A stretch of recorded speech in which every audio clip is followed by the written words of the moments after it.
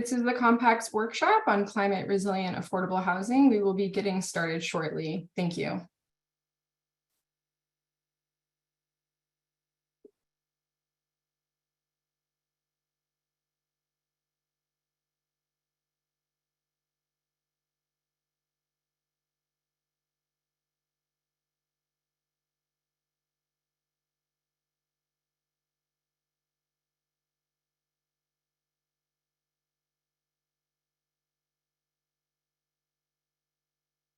Good afternoon, everyone, and thank you for joining the Southeast Florida Regional Climate Change Compact's first virtual workshop of 2023 to support the implementation of the Regional Climate Action Plan 3.0, which was updated and released last year. Today's workshop will focus on the intersection of climate resilience and affordable housing, two interconnected and shared challenges in Southeast Florida. Next slide. My name is Lauren Evans, and I'm a staff consultant to the Southeast Florida Regional Climate Change Compact. Since the Compact's inception in 2009, it is focused on aligning local government action to build resilience to climate change and reduce greenhouse gas emissions across the four-county region of Broward, Miami-Dade, Monroe, and Palm Beach counties.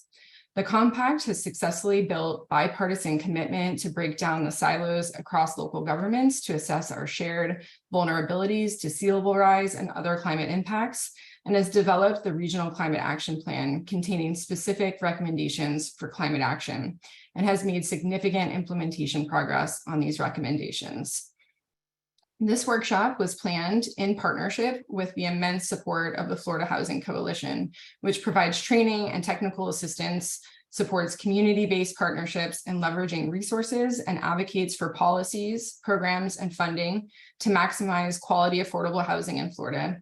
Thank you so much for your partnership on this event.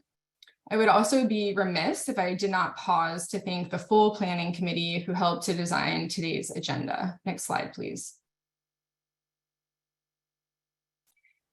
This workshop series serves as a key vehicle to provide local practitioners a deeper understanding of, as well as resources and tools to advance the recommendation of the Climate Action Plan. To this end, today's workshop supports several RCAP or Regional Climate Action Plan recommendations, including to assess local social vulnerabilities in relation to climate change, impacts, and the housing needs to reduce those vulnerabilities over time, to advance equitable economic growth that integrates equity considerations and increases and preserves affordable housing, to improve understanding of the compounding role of climate change in the affordable housing crisis in the region, and to support pre-development activities and pre-disaster mitigation strategies that will help affordable housing owners reduce their material risk to climate hazards. Next slide.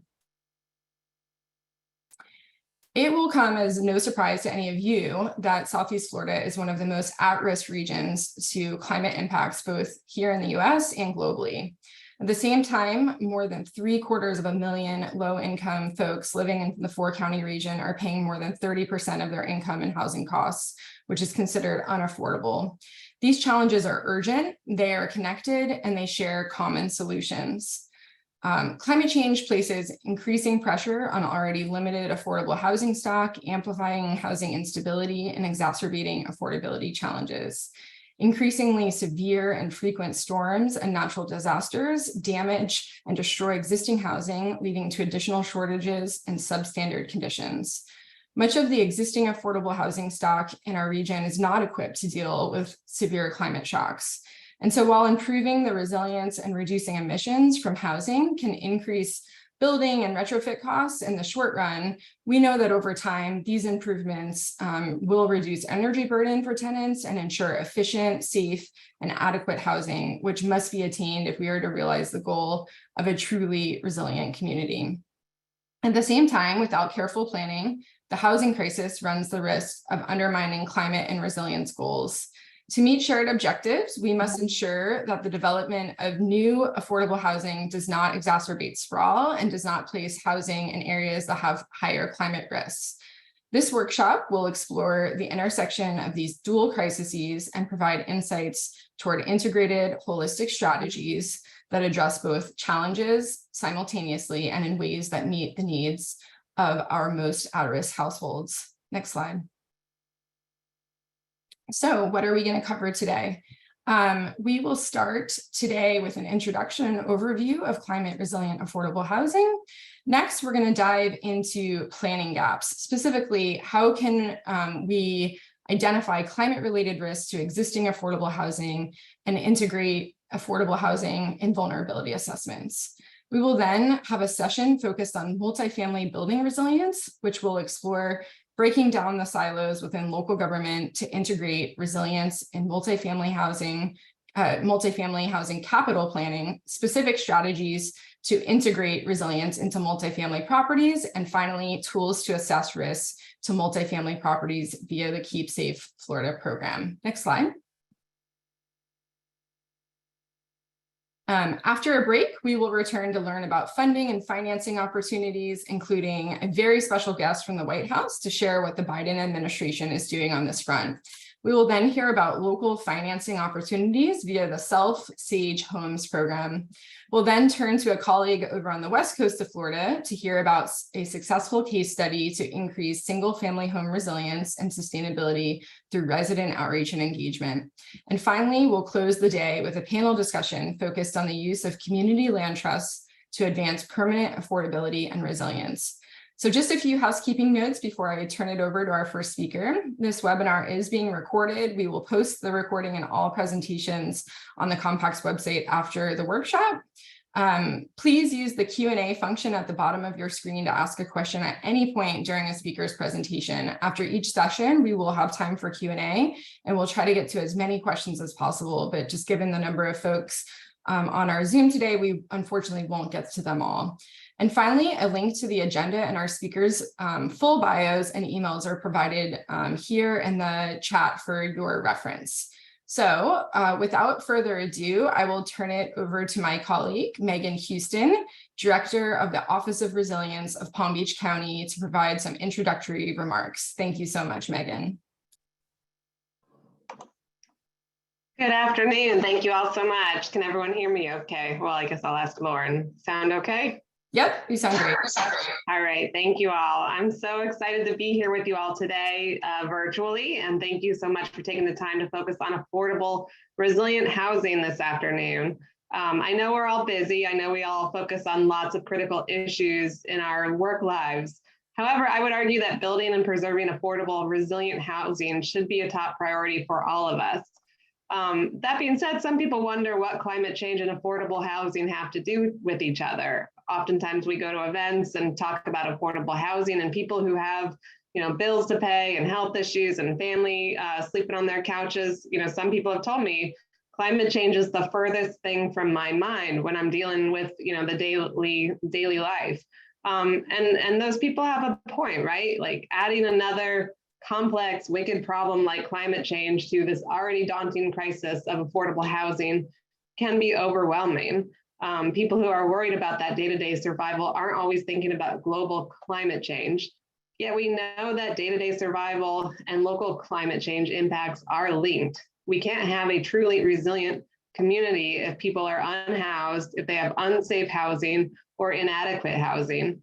We can't have a resilient community if people are struggling to choose between paying housing costs and medicine and other necessities. So that's the issue, right? And today we're going to focus on ways that affordable housing and climate change work has and continues to be synergistic and supportive of each other, so we can have stronger partnerships across these sectors. For decades, our affordable housing experts have helped people access high quality housing built to the latest wind mitigation and energy efficiency codes. They've been preserving existing housing units by helping homeowners pay for emergency repairs, HVAC upgrades, and roof replacements. This work, which also helps prevent involuntary displacement, is part of this critical work we need to have a resilient housing community. At the same time, our resiliency and sustainability friends have been working to protect our houses from flooding and storms by completing vulnerability assessments so we know how to prioritize our resiliency efforts. They've been advocating for policies and programs that reduce energy and water bills through efficiency and renewable energy alternatives. They want to make our communities build multifamily properties that can withstand current and future natural disasters. I think we can view this work as helping to preserve affordable housing. So that's what we're talking about today, how these sectors are very much linked and support each other, and how we can find even more partnerships. Building affordable, resilient housing is one of the best ways we have to promote economic mobility, health, and safety while addressing climate change causes and impacts in our communities. Today, we're going to take a deep dive into some of this work as our panelists share case studies and resources that we can all use to build affordable, resilient housing. As I've already done in this introduction, we're going to use the term affordable housing a lot throughout the day. Many definitions exist for this, from subsidized to naturally occurring. I hope for today we can agree that affordable housing is housing that low and moderate income households can afford, meaning they're not paying more than 30% of their income on household expenses. In addition, we're going to talk about resilient and sustainable housing. By these terms, we mean that housing can withstand current and future climate change impacts like flooding, like storms, like extreme heat. By sustainable, or also climate smart, we mean these homes are highly energy and water efficient. They might even generate renewable energy on site or have EV charger access. So in conclusion, I hope we all leave the day inspired to identify opportunities for these integrated solutions, whether we're in housing, whether we're in sustainability or resiliency. We can work on collective solutions that center equity, that prevent displacement and bolster affordable, resilient housing while advancing our own climate adaptation and mitigation goals. And I look forward to leaving today with new partnership ideas and resources that we can all use in our work. Thank you all so much. Thank you so much, Megan, for that overview and for all your support in planning today's workshop. I'm excited to dive in with our first speaker, CJ Reynolds, the Director of Resilience and Disaster Recovery with the Florida Housing Coalition. Prior to her current role, CJ directed the Tampa Bay Regional Resilience Coalition, where she led the development of the Resilience and Energy Assessment of Communities and Housing, or REACH initiative, funded by JP Morgan Chase to help local governments integrate affordable housing and resilience planning. CJ was also instrumental in helping to plan our workshop, so I would be remiss if I did not thank her as well. Before I turn it over to CJ, I just want to pause for a brief poll to get a sense of where our audience is on these issues.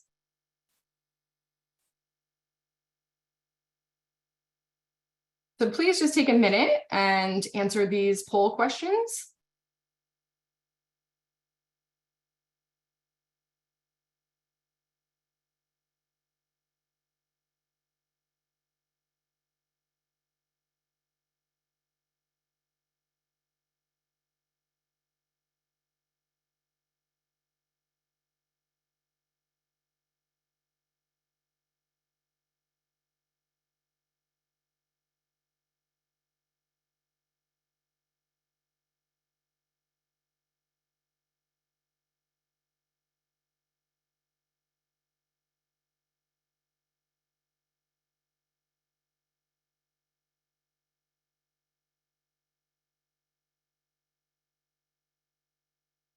All right, it looks like for our first question, has the local government you work for conducted a climate change vulnerability assessment, or are you currently conducting a vulnerability assessment?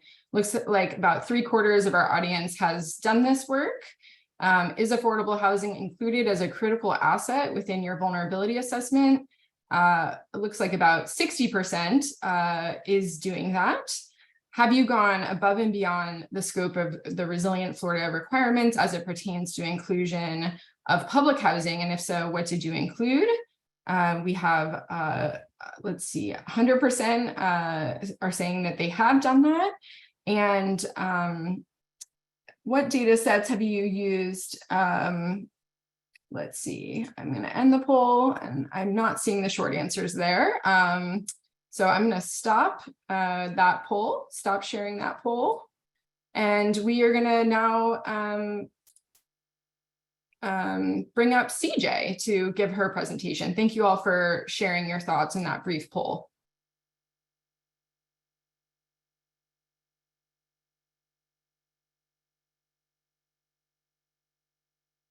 Good afternoon. Welcome, everyone. Hi, Start my CJ. video. Thank you, Russell, for showing me. I am excited to be here. a great planning team working with the counties. Thank you for the overview, Megan.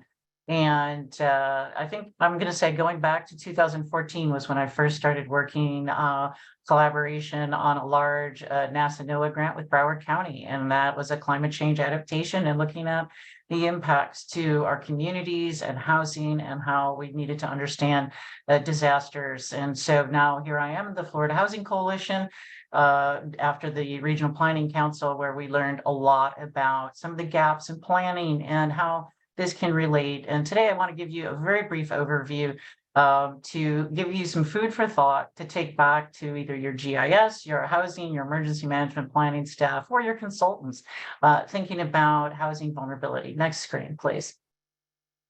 So I also serve on a disaster housing task force that is led by the FDEM. We've been working on Hurricane Ian and Nicole response and recovery, and we have a fantastic task force group of members, and that a lot of information is coming out of that. And we'll be sharing the updated housing impact assessment with you hopefully in the next few months when it is approved by FDEM. Next screen, please.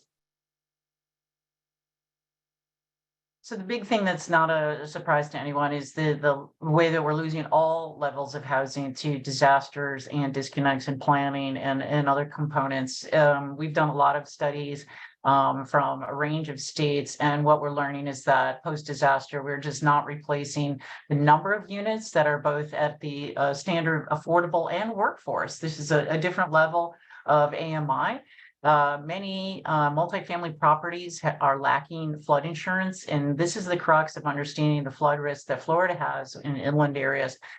Single family residential insurance issues, of course, it seems like every day we open a newspaper and there's some aspect of the housing affordability crisis and also insurance issues.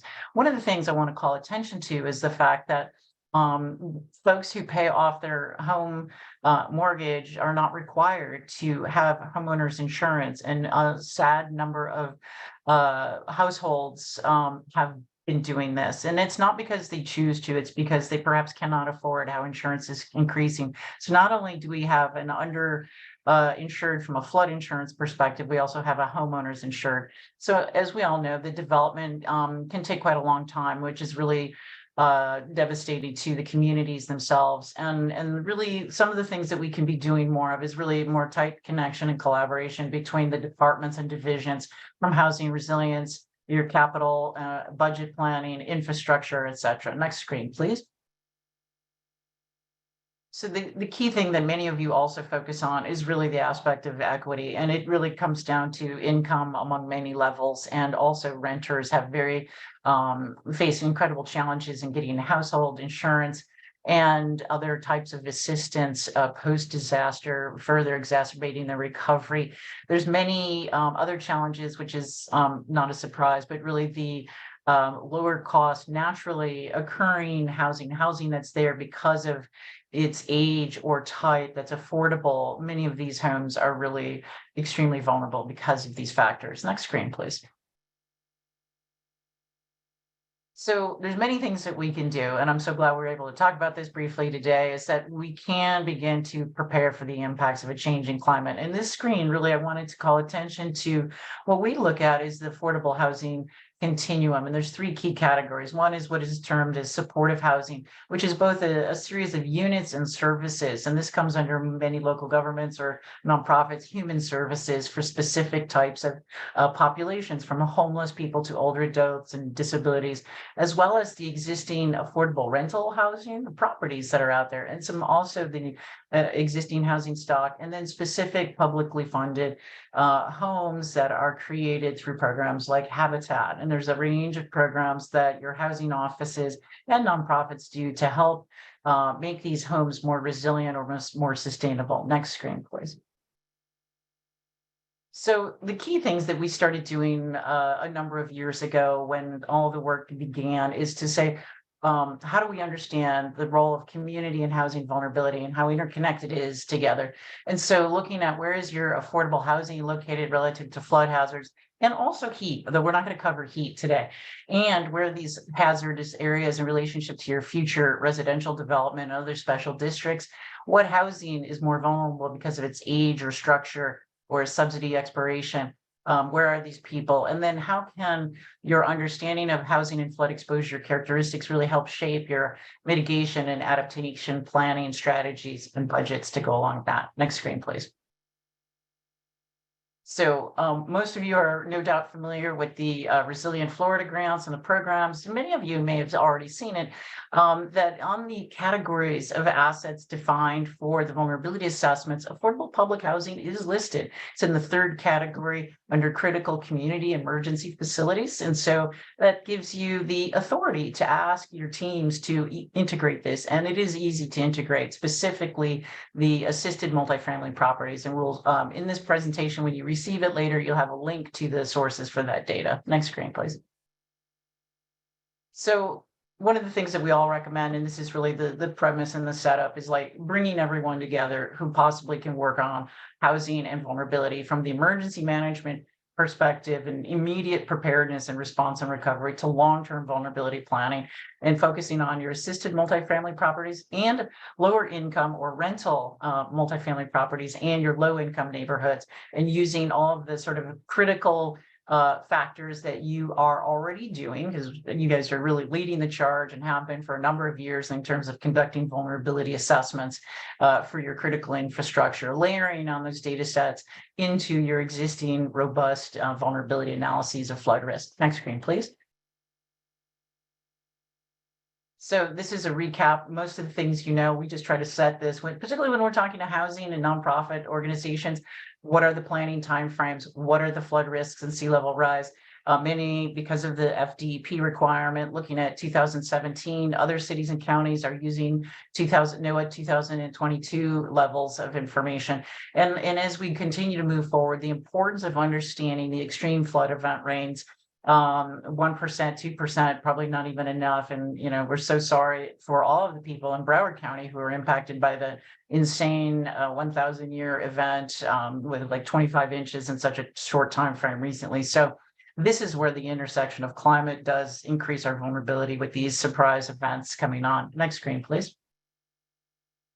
So from a population vulnerability, there's many different tools that you can use or folks are using from the census, and it really depends on your level of GIS and whether you have an Esri enterprise program or other things and your approaches to it, or what kind of background you came from, whether you came out of public health or economic analysis. So one of the things we like to look at is the FEMA Resilience and Analysis Planning tool. Wrapped. And then there's for a variety of reasons, but one of the things that you can begin to do is really look at the FEMA BRIC program and how that as a proactive grant application process, by integrating these FEMA characteristics or community demographics that they're looking for, can strengthen your BRIC application, and also use this for other mechanisms for emergency management planning and response. Like I said, there's many good things, and we don't prioritize one or another, but we just happen to think, because looking at the immediate response and impacts, that this one presents some value to you. Next screen, please. So one of the things we're looking at again is the intersection of the place vulnerability. So when you have these locations, concentrations of multifamily properties, you're also needing to understand the vulnerability of the neighborhoods and the place around it. Where is this at? Is it a special flood hazard area? Is it an inland area that has repetitive flood loss? How is the categories and strengths of your infrastructure and what's around that and functionality of that? Looking at evacuation service levels, their access on the positive side of resiliency and sustainability is, are they close to parks, food, medical, and health and dental care? How does this shape inform what kind of evacuation strategies, as well as larger aspects of other vulnerability or resiliency strategies? Next. So lastly, once you drill down to particular types of buildings and where they're at on the map, there's a lot of information, both from UF and your DOR, that can help you understand more about the specific building itself. And what is the structure? Is it concrete? Is it wood frame? Is it a mobile home? And the age of the structure. In Manatee County, we did an early analysis of age of structure using building code changes. And so you could begin to see categories of buildings by age, by type of construction, in very bold colors, which really enables stakeholders and elected officials to understand where are your neighborhoods which have older housing units in them in general. Next screen, please. So this is one of the things I wanted to share. We won't spend a lot of time drilling into this because of the time frame, but it's to really encourage the collaboration among the compact members to create your own regional snapshot of affordable housing and looking at your risks across the counties and the cities. And if not a region-wide effort, certainly collaboration between counties and cities is crucial. We have a lot of good examples from Pinellas County, working with their lead cities. They have 24 municipalities, so they sort of mimic others in that. And so you can see that how we start to split out all parcels and what is all the housing categories we have to publicly subsidized buildings in the number of units, then starting to look at what is market rate and it's affordable mobile home parcels. So I just want to call attention to the real issues on the screen here, which is there's a lot of talk about multifamily and subsidized housing, but the large percentage of the risk is in your existing affordable lower income communities and your mobile home parcels. And so that is when you start to really understand the makeup of your housing categories, and that helps to define vulnerability strategies, building strategies, and understanding future activities for planning and zoning. Next screen, please. So quickly, I've included a number of overview screens from the REACH initiative, which explains, and then you can take this back. So let's go through the next one also, Russell. So this one, again, another way to look at how you have housing deficits and potential housing types of products that are exposed to different flood risks. Next screen, please.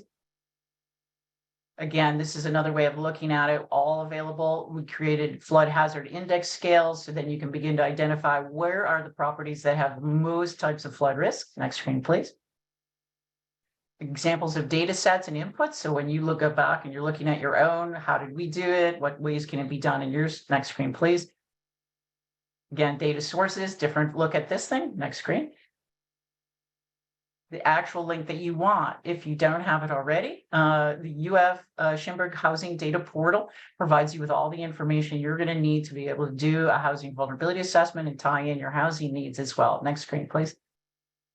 So one of the last things we did was, it's all getting all this data together is crucial. However, one of the most important things you can do is start to organize by what are the types of decision making that we're going to want to make in regards to the house. So this screen is designed to show you how we were thinking about the processes of mitigation programs for existing homes. So the things that we want to be able to do is take the people, the structure, the place. This was to give you a sense. This was an example actually done by Hillsborough County in collaboration with the University of South Florida. We were a part of this initiative early on. So just to give an example for how you can look at this. So next screen, please. So what I've also left you with are 10 principles for resilient housing leadership as a way to recap this and for you to take this PowerPoint and share it with yours when you're making your presentations to different audiences, stakeholders, departments, and that sort of thing. So this covers many of the things we just addressed. Next screen, please. And lastly, one of the things I wanted to touch on are the importance of working to create resilient design and construction criteria in your building RFPs and procurement documents. I've heard so much about this regarding sustainability improvements, whether you're saying LEED or some other category. And then this is all the other aspects, really just tying in this disaster recovery planning so that the emergency management and housing are really on the same page when it comes to your planning. So next screen, and then we're done. So wanted to leave you a link. So Florida Housing Coalition, prior to my coming, has been a wealth of resource and knowledge in creating disaster housing recovery strategies. We have 2 guides, and also really want to strongly give a shout out to the Keep Safe Florida program, the resources which Sarah and folks will be coming about. We've been involved in working with developers and property managers to look at that tool, and it is one of the most robust tools that I have seen in many years, and to really provide practical resource and help for multifamily properties. Next screen, please. So that's it. There's my information, just a little snapshot of what Florida Housing Coalition technical assistance. It ranges from amazing team over here, super nice people, great to work with, from land use, planning, density, housing planning, crosswalks, creating community land trusts, and making sure that they're resilient down the road. So thanks for your time, and we'll be happy to, I've got other resources available. We'll coordinate with Lauren and Russell to get everything out to you. Thank you so much, CJ. That was certainly a wealth of tools and resources. Really appreciate that. And several folks did ask for links to tools and resources you presented, and we will be sharing all of that in follow-up after this workshop, so have no fear. A quick question for you, CJ. Can you explain the recent changes in flood insurance, if any, that may affect housing and development costs? That's a huge question. It's probably its own workshop, and very lots of changes going on for that. We can certainly share more information, but the costs are going to continue to go up, unfortunately, because of the limited number of companies in the state offering insurance. And I don't believe we saw much action in the legislature this past year to really address the actual cost. It was mostly focused on changing potential for litigation and a variety of other things. So our director of policy and legal certainly has a much more nuanced perspective. But the reality of it is that living in high risk areas is going to become more and more costly. And that is going to have direct impact on homeowners and of all income ranges, as well as and particularly on low and moderate income families who have houses today, that as the rates go up, I've heard things in our neighborhood where things have gone from $4,000 in a non-flood zone to $8,000 because it's an old bungalow. So there's no way a teacher can afford that kind of change in 1 year. So it's a crisis that's there already. Absolutely. And it certainly could have an entire workshop dedicated to that challenge. And I think all the more reason we have to be sure that affordable housing is not situated in floodplains and in vulnerable areas. So thank you, CJ. Really appreciate the presentation. We're now going to hear from 3 speakers related to advancing multifamily building resilience. After all 3 of our speakers have finished their presentations, we're going to have a joint question and answer. That said, please feel free to place your questions in the Q&A box anytime throughout their presentations, and we will be sure to capture your questions. So don't worry about when you place them there. We're watching the Q&A and we will grab them. First up, we have Christian Camrath, the Resilience Program Manager with Miami-Dade County. At the county, Christian is responsible for interdisciplinary work on sea level rise and flood policy, risk assessments, and community-based adaptation planning. Christian, thank you so much for being with us. Thanks, Lauren. I hope everyone can hear me okay. Yes, we can.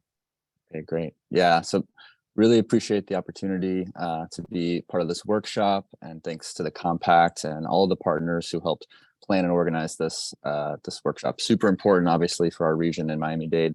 So again, I'm Christian Camrath. I'll be talking a little bit about really just a sliver of the total work that Miami-Dade County is doing to address affordable housing and climate risks to it. And I'll be focusing a bit on some of our multifamily resilience planning and assessment initiatives. So with that, I'll go ahead and go to the next slide. Have to just tout and be proud of the increased support and resources from our current Mayor Daniel Levine Cava. In our Office of Resilience have expanded, and we have several teams that are helping achieve the mission that's stated in the top right. We have our energy and climate mitigation team looking at greenhouse gas reduction and energy efficiency. I help lead up our adaptation team, mostly looking at sea level rise impacts and future flooding risk. An incredible communication team led by Karina Castillo and others that you may know. We now have a Chief Bay Officer, Arela Bagay, looking at protecting and restoring Biscayne Bay. Our first Chief Heat Officer, Jane Gilbert, who's looking at how heat is affecting our community, including affordable housing. And then teams looking at our future ready sort of long-term planning and zero waste initiative. So we're very busy, and I just want to note that a lot of this work that I'm going to be talking about today is a product of folks in our office, and then chiefly folks in our public housing and community development department, PHCD, who may be able to answer some of the more specific questions should they come up about our broader housing initiatives. But with that, we can go to the next slide. Just wanted to highlight, we've done an immense amount of planning, often inspired or guided by the Compact's work to create resilience strategies, starting with our umbrella Resilient 305 strategy born out of the Rockefeller 100 Resilient Cities Initiative. our sea level rise strategy, published in 2021, followed by our climate action strategy, our Biscayne Bay Task Force report, and most recently our extreme heat action plan, are all trying to connect our dots internally and address things like housing, whether it's multifamily or otherwise. Next slide.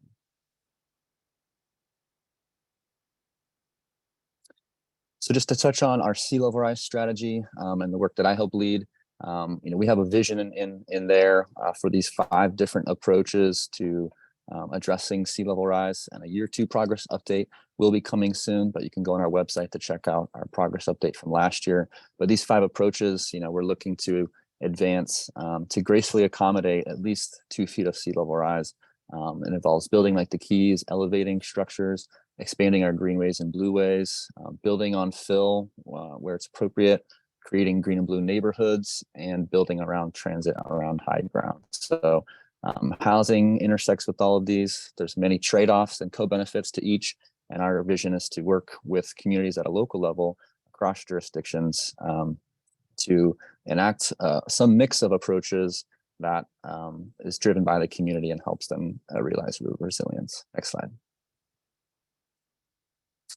So to touch, most of our actions, including our affordable housing work, is guided by 6 key principles: reducing environmental pollution, building with nature, aligning with other initiatives, making us safer, being flexible, and being equitable. So this is true and outlined in our sea level rise strategy, as well as our extreme heat action plan, and it guides a lot of our work. Next slide.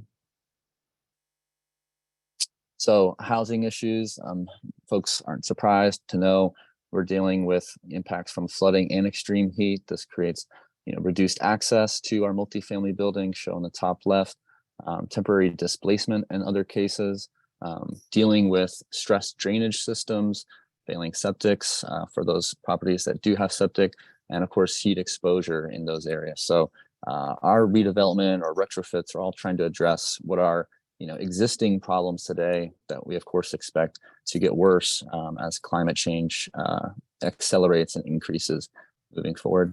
Next slide. So the way we're kind of getting at that, this is 3 steps, and of course it's 1, 1, 1. I guess it feels like it's always we're trying to get ahead, but I think about getting to resilience for multifamily housing in some simple steps. Of course, there's a lot of nuance and sub-steps to these, and often it's a cycle, right? There's much to be looking at over time, but we want to first assess our hazard vulnerability and conduct energy audits of where we can of our housing assets. That will help us identify priority mitigation and resilience projects, and then we want to position ourselves for implementing that funding. And ideally, we're thinking about all of our assets and how we can streamline them through this process. I'll mention these other goals, of course, of building internal capacity, training and educating staff within our departments and the consultants that support much of our work on dealing and addressing climate change risks in our planning and design for multifamily redevelopment or development, and then streamlining these processes, because we know time is of the essence, and expanding and enhancing our existing affordable housing, and then centering equity and prioritizing those neighborhoods that have maybe historically been disadvantaged or ignored in the past. So if you go to the next slide, I want to talk more about some of the recent and forthcoming assessments. So we have a huge county, right? We're almost 3 million people, and we've had some assessments already completed, but we're looking to expand and enhance those. So in 2018, we had what was called our Rapid Action Plan, which mostly looked at sea level rise and storm surge for a subset of assets in our county, including some of our housing assets. This is being folded into and will be updated as part of our Resilient Florida vulnerability assessment for flooding and sea level rise. So as was mentioned earlier, we, along with others, are in the process of conducting that assessment and looking to include our county housing assets as well. This will flow into and help inform an additional planning grant that we've got from HUD through Florida Department of Economic Opportunity to build staff capacity and go even more detailed into assessing building by building, asset by asset, with on the ground verification and creating project estimates. So I'll talk about that in a bit. We were engaged with the Keep Safe Miami initiative with the City of Miami and Enterprise and others. There were some pilot assessments that were done for some of our assets, and we're taking that experience and learning from it and looking to expand upon it. Again, with the ongoing work of others in the state, but also to help make sure through this DEO planning grant, HUD CDBG mitigation planning grant for $2 million to make sure that whatever we're creating and that we're basing our decisions off of is tailored to Miami-Dade County and is understandable by staff that we work with every day.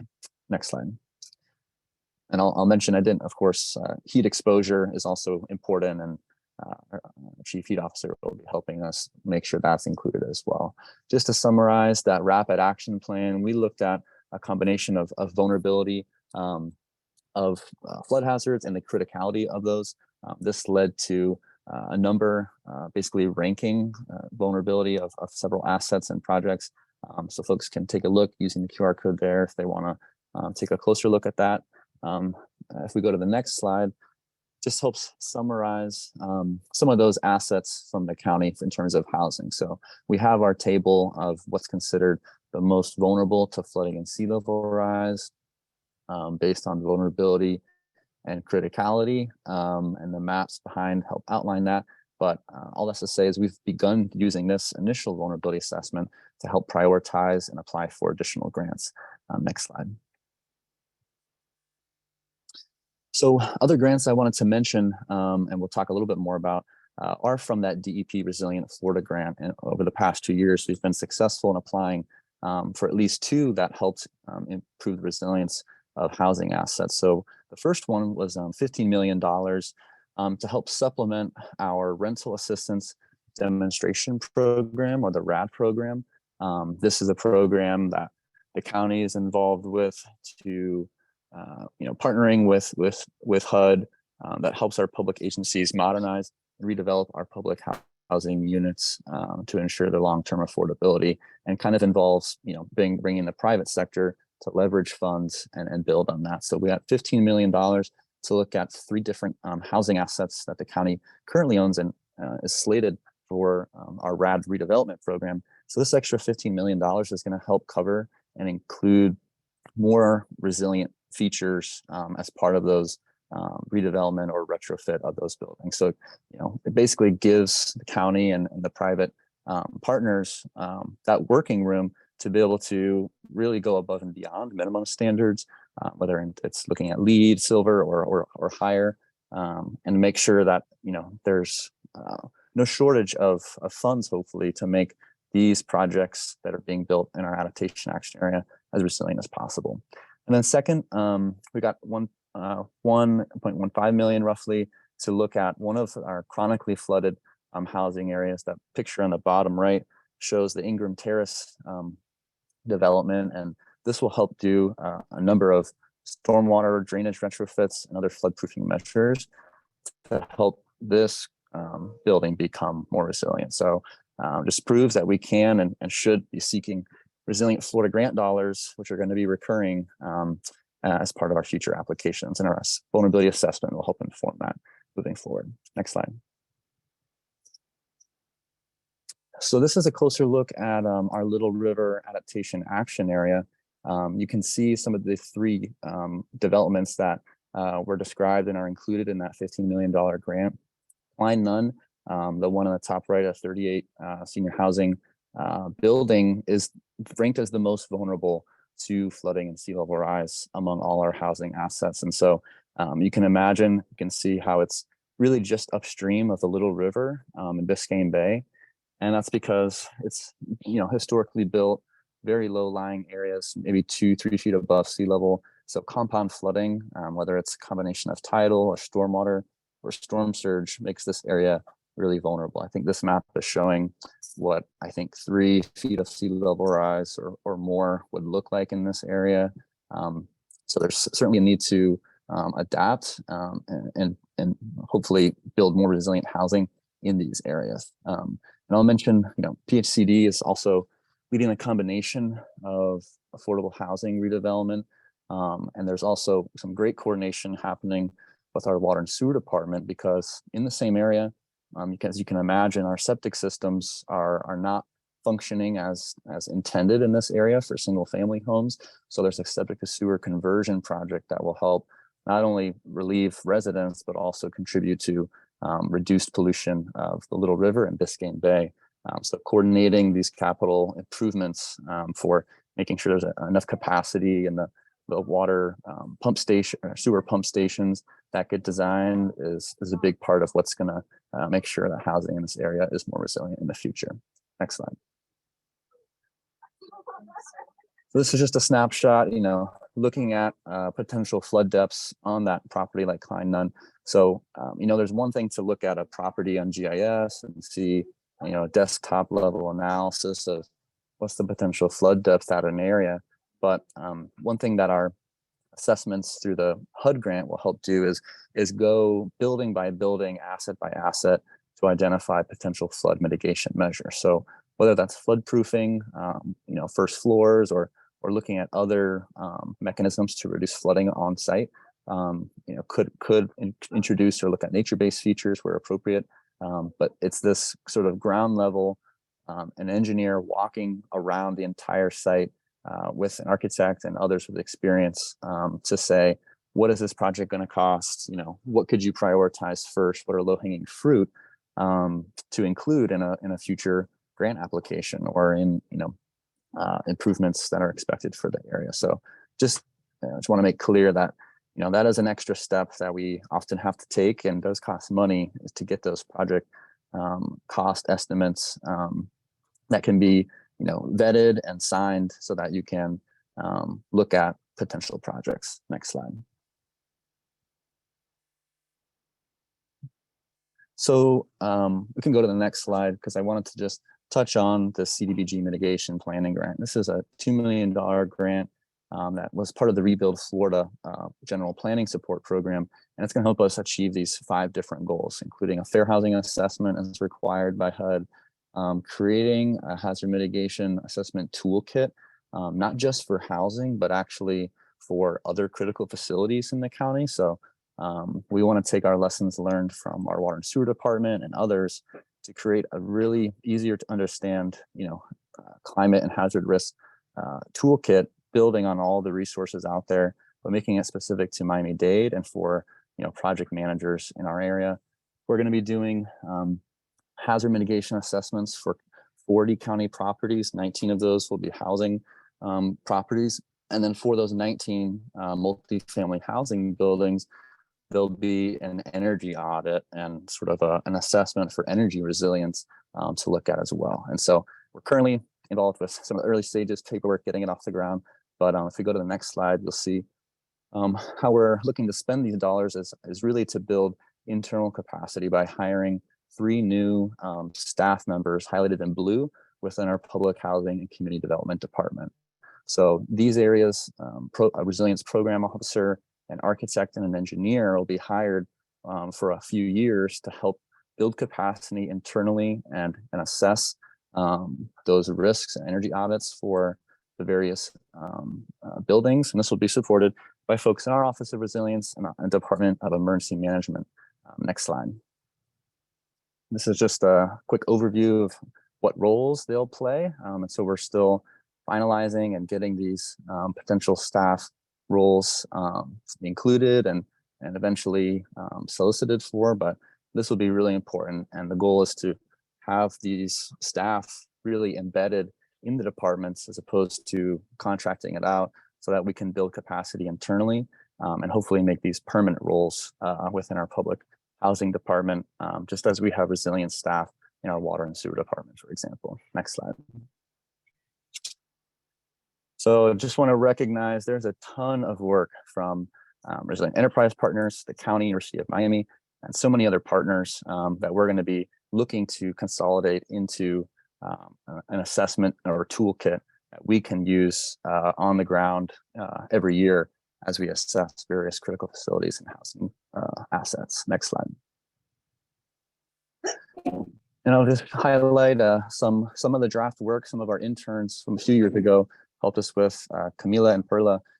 These haven't been drafted or completed, but we're taking some of the original checklists and trying to reorient, rearrange, and hopefully simplify in a way that we can help make sure our project and building managers can easily fill out and reference a toolkit and training for that. Next slide.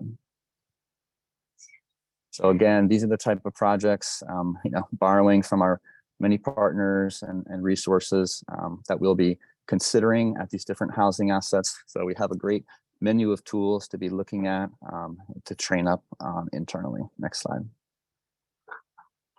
And lastly, just want to talk about positioning for implementation funding. So on the next slide, you'll see we talk about our local mitigation strategy. Now, this is really important for us at the county and for other local governments. This is our local hazard mitigation plan that the State Emergency Management Department and FEMA ultimately look at when looking for a lot of federal grants, including FEMA BRIC, hazard mitigation, and others.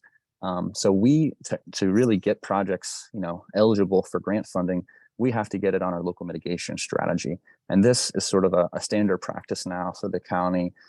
If we have a resilience or hazard mitigation project, we want to identify it, put as much detail about it as we can into our local mitigation strategy, because that is how we are become eligible and can get sort of in line for potential funding later on. So that will be our process and goal moving forward, is using all of our new assessment data, internal staff capacity supported by grant dollars, to funnel and identify hazard mitigation and other resiliency projects for our multifamily buildings and get it on our LMS so that we can then, start chipping away and implement these funding. I know there's increased funding, various federal sources, which I'm sure we'll hear about later, that we want to be able to tap into. So this is a big part of that. Next slide.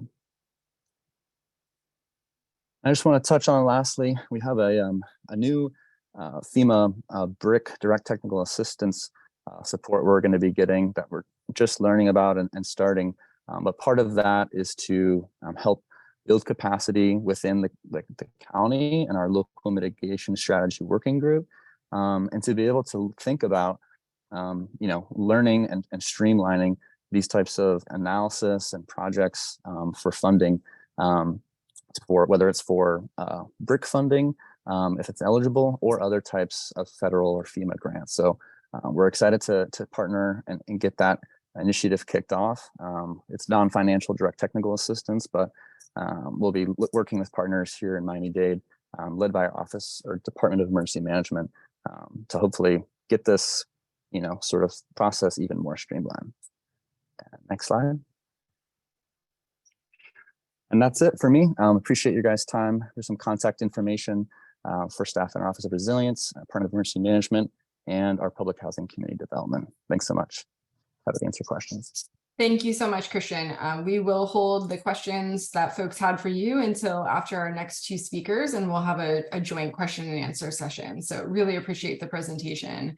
It's now my pleasure to introduce Krista Egger, Vice President, Building Resilient Futures at Enterprise Community Partners, who you've already heard multiple folks reference, so they're the top of the field. At Enterprise, Krista leads national sustainability efforts, including the Enterprise Green Communities Criteria, the nation's only national green building program designed explicitly for green, affordable housing construction. Krista, thanks so much for sharing your expertise with us. Yeah, thank you so much for having me. I'm really glad to be here and to learn more about all of the activity happening in South Florida. So really appreciate it. And I'll be I'm humbled to be here also to share the great work of many folks at Enterprise who've been involved in creating these tools that I'll be sharing today. I wanted to start off on the next slide by just sharing a quick overview of the perspective that we're taking at Enterprise behind the creation of many of these tools and the technical assistance programs that I'll be sharing today. Enterprise is an affordable housing organization, but we recognize that climate change is a threat multiplier for all the communities that we serve.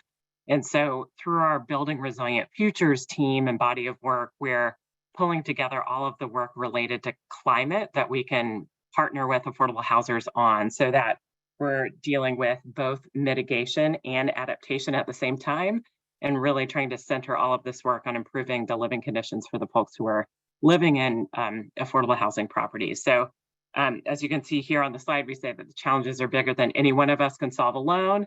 And the last line here is what we often refer to.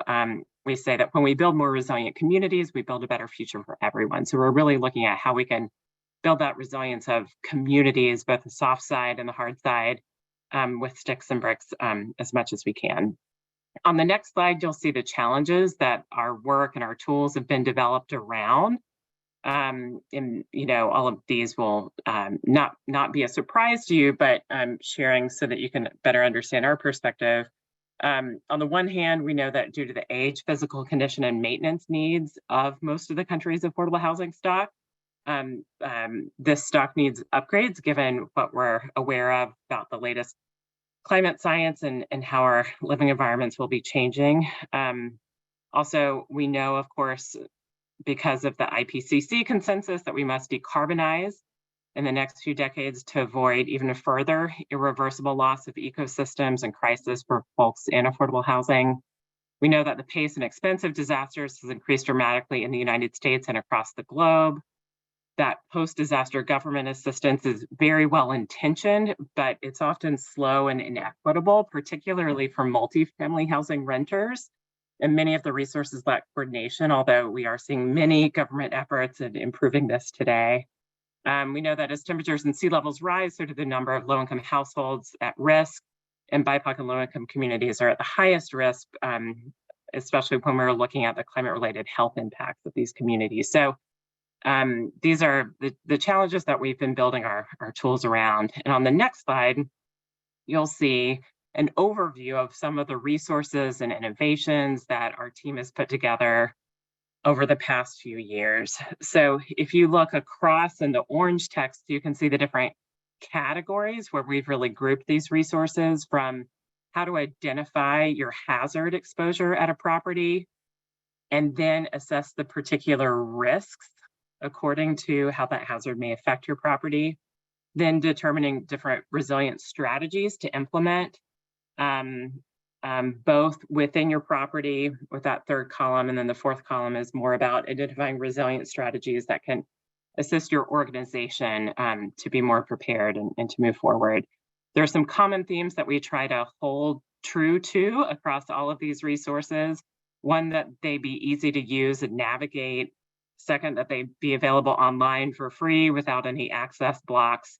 And many of these are customizable, so you can download them and update them to be specifically relevant to the properties and communities that you serve. So let's look at a couple specific examples within these categories. So before we go on to the next slide, I would like to highlight the Enterprise Green Communities criteria, which are a combination of different design, construction, operations, and maintenance strategies for new construction and for retrofits. It was created with and for the affordable housing community, particularly multifamily and single family rental, but homeownership properties certainly will find strategies there that are relevant for them as well.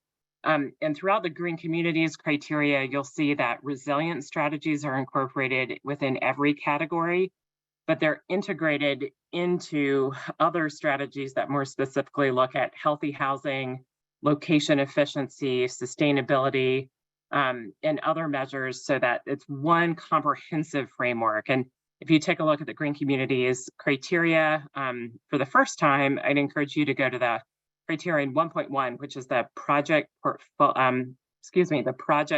priorities survey, which is a fairly easy to use survey that can be filled out to really center all of those goals at once together for your property, so that you can really hold climate resilience, health, community needs, and assets all together at once. But let's go to the next slide and give a snapshot of a couple of other resources. So this is a snapshot that I'll get into more later about our strategies for multifamily building resilience toolkit. So this is an online resources that was curated in response to the needs of affordable housing providers after Superstorm Sandy.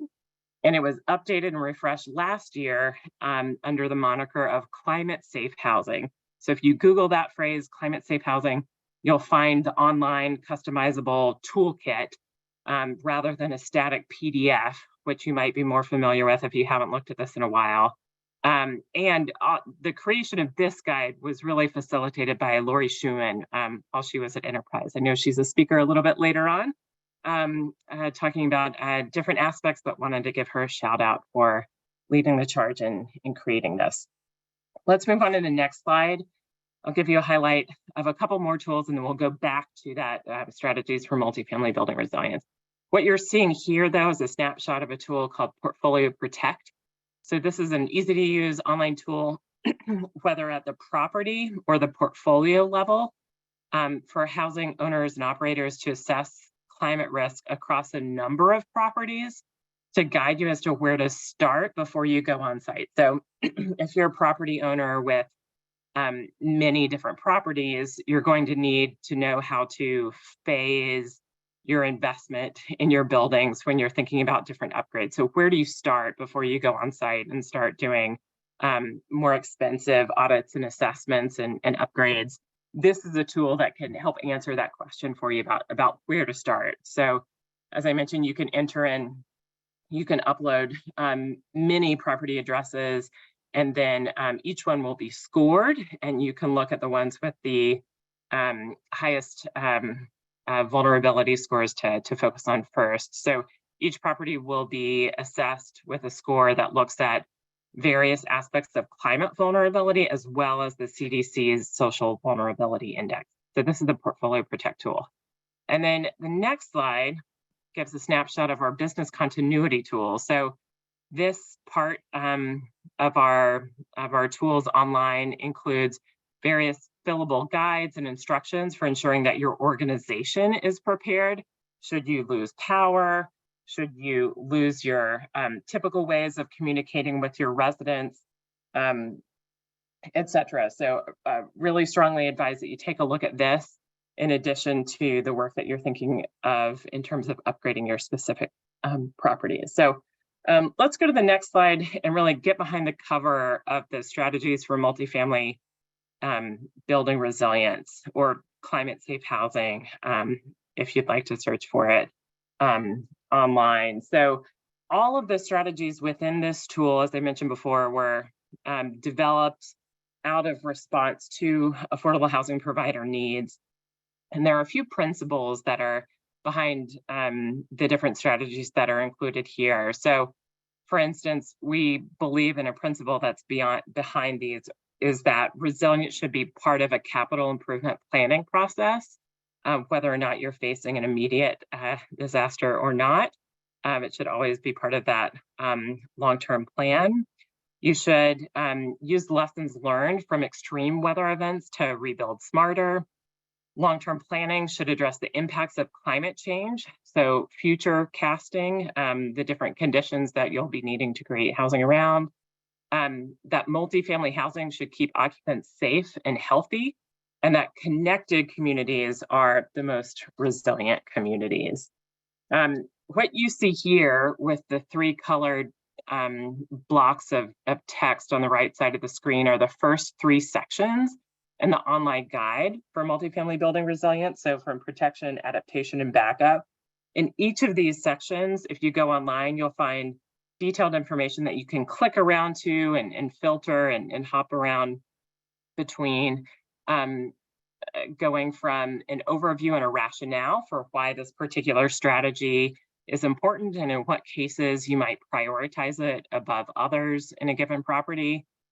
Each of these sections includes beautiful diagrams, infographics, and cut sheets of critical strategies so that you actually have visual and text-based instructions about how to implement these in a rehab or new construction. There are case studies, and there are links to additional resources. As well, all of the text on this site is translatable at the click of a button to dozens of languages, so you can share it with folks who are fluent in various languages on your team to get it all on the same page. So you go to the next slide, you'll see the final two categories that are in this booklet: strategies that encourage behavior which enhances community resilience, and then a putting it all together section. But let's look a little bit more closely at that first section, protection. So if you move to the next slide, just wanted to highlight wet flood proofing. So this is just on the bottom left, a screen grab from the wet flood proofing section. So as you all know, wet flood proofing allows unoccupied areas of buildings to flood when dry flood proofing may not be allowed by code. For instance, you really need to control the flow of water in an intentional way. And so what I grabbed a screenshot of here at the bottom is an example of a case study from an affordable housing provider in Hoboken, New Jersey, who installed these smart flood vents to mitigate their risks. And if you go to the next slide, you'll see kind of the bottom part of that case study, which shows information about the cost of installation at the time, and that this property in particular experienced an 83% reduction in the cost of its flood insurance policy. This was several years ago, so take that with a grain of salt, and check the most recent rates in your area. But just wanted to show this as an example of the type of case study that you'll see throughout the manual, to give you an idea of whether these are low, medium, or high cost strategies. Then if you move to the next slide, we'll go a little bit deeper into the adaptation section. And I just pulled out a screen grab from the surface stormwater management section. So you can see an example of an infographic that we have in the tool where you can click on the different features and learn more about the different specifics there. So on this page about surface stormwater management, you'll see specific guidance about stormwater storage, the development and installation and care of bioswales, green roofs, and on-site infiltration of stormwater, as well as guidance not just about the installation, but about the operations and maintenance characteristics of all of these, so you can ensure that they'll work for the lifetime of the investment that you planned for in the beginning. So if you go to the next slide, I'll just recap by showing you again the variety of tools that are available online, and really encourage you to check out and click through that multifamily strategies for building resilience in particular, see the different cut sheets, the calculators, and share it with various folks on your team to get ready. I also wanted to call out here Keep Safe, which is a guide for resilient housing and resilient housing design in island communities, which was originally created for resilient building recovery in Puerto Rico, and may apply to many of you all on the line here. So I think that'll do it for me for now. Happy to take questions later on. Wonderful, Krista. Thank you so much. And we are going to hold questions until after our next presenter, and then we will we'll have a joint session between the three of them. Finally, for this session, we are going to hear from Sarah Haas, who is also with Enterprise Community Partners, serving as Senior Director of the Southeast Market. In addition to leading affordable housing preservation efforts and resilience programs in the Southeast US, nationally, Sarah leads preservation programming focused on small, medium, multifamily affordable housing. Sarah, we're really grateful that you've been able to join us. Thanks for being here. Great. Thanks, Lauren. I appreciate you guys having me here today. I'm excited to talk to you a bit about Keep Safe Florida, and also be making some connections to the work that Krista just elevated.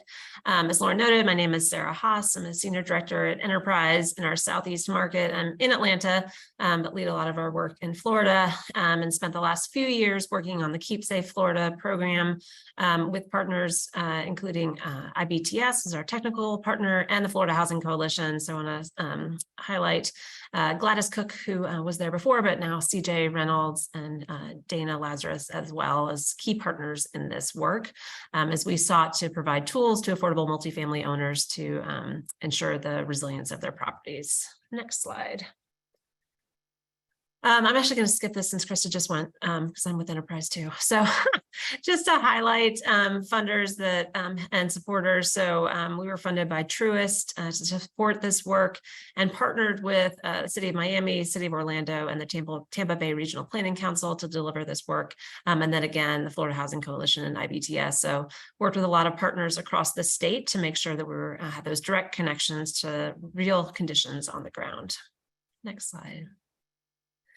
So Keep Safe Florida is a program that we developed. We actually started it in Miami in partnership with the city of Miami to provide tools, kind of self-assessment tools to affordable multifamily property owners and operators to identify risks and vulnerabilities in their properties associated with climate change and disasters. So water, wind, heat, and then also incorporating items around health.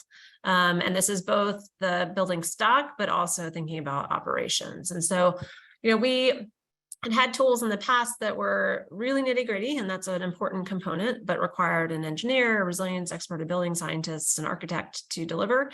And we wanted to create a tool that was more accessible and would enable someone who knew their building to go out and identify those areas of potential risk. And then also to make some recommendations for next steps in considering strategies to mitigate that risk. Next slide. So the Keep Safe Florida program launched initially as Keep Safe Miami again, and then expanded statewide in 2022. And it had kind of a few different components. So the first, and this actually goes back to the Portfolio Protect tool that Krista just noted, we had building owners utilize Portfolio Protect to identify which of their buildings might be highest priority for them to do a deeper dive onto. Once they've identified those buildings they'd like to really focus in on, those properties, then we provided them with a tool we called Building Protect. That was a tool that had 65 odd questions that got at, again, those risks or vulnerabilities associated to wind, water, heat, health, things of that nature. And so it could be anything from, are your building systems ground level or elevated? Do you have, rain safe windows? Some questions about the roof, materials used, do you experience flooding in your parking lot? So questions that you don't necessarily need to have a specific degree to answer, but you do need to know your building. And so folks would actually answer these questions utilizing an online tool, which would then provide them with a report specific to their property, highlighting the vulnerabilities identified, and then also connecting those vulnerabilities to strategies which they could consider employing. And those strategies are in the multifamily strategies guide, which Krista noted. So connecting all these pieces. In addition, of course, the big challenge is how do you pay for these things, though with the new federal funding coming, excited that there will be some opportunities to pay for mitigation. And Lori's going to talk about that a bit later. We did also create a funding guide to highlight those resources which do exist, but that definitely remains a continued challenge for owners. Next slide.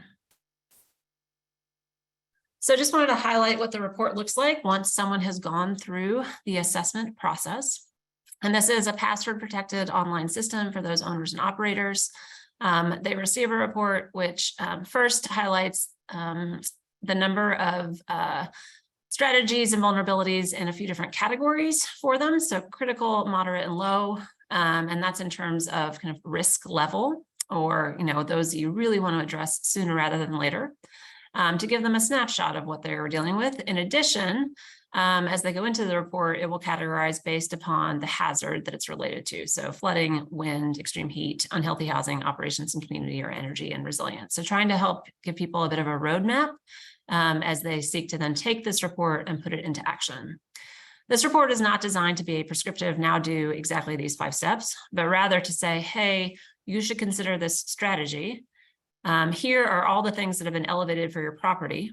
And then you sit down and determine what's a priority for you, what resources are available to address this issue, and then work further with contractors and other experts to build out those scopes and move forward with those improvements. Next slide. Oh, I guess sorry, I didn't realize it had animations in it. We'll get through the animations. Thank you. Just wanted to highlight another component of the reports. This is an example of potential for addressing flood issues, and then if you have anything around structural, if you have any structural issues identified, or just the need to assess that. So you've got category, the strategy that it's related to. So this is around water, the need to think about flood proofing in the event that you have living space or units that are on the ground level. So it's not always reasonable to say that you're going to move those, obviously, but you may need to think about different flood proofing mechanisms to address those.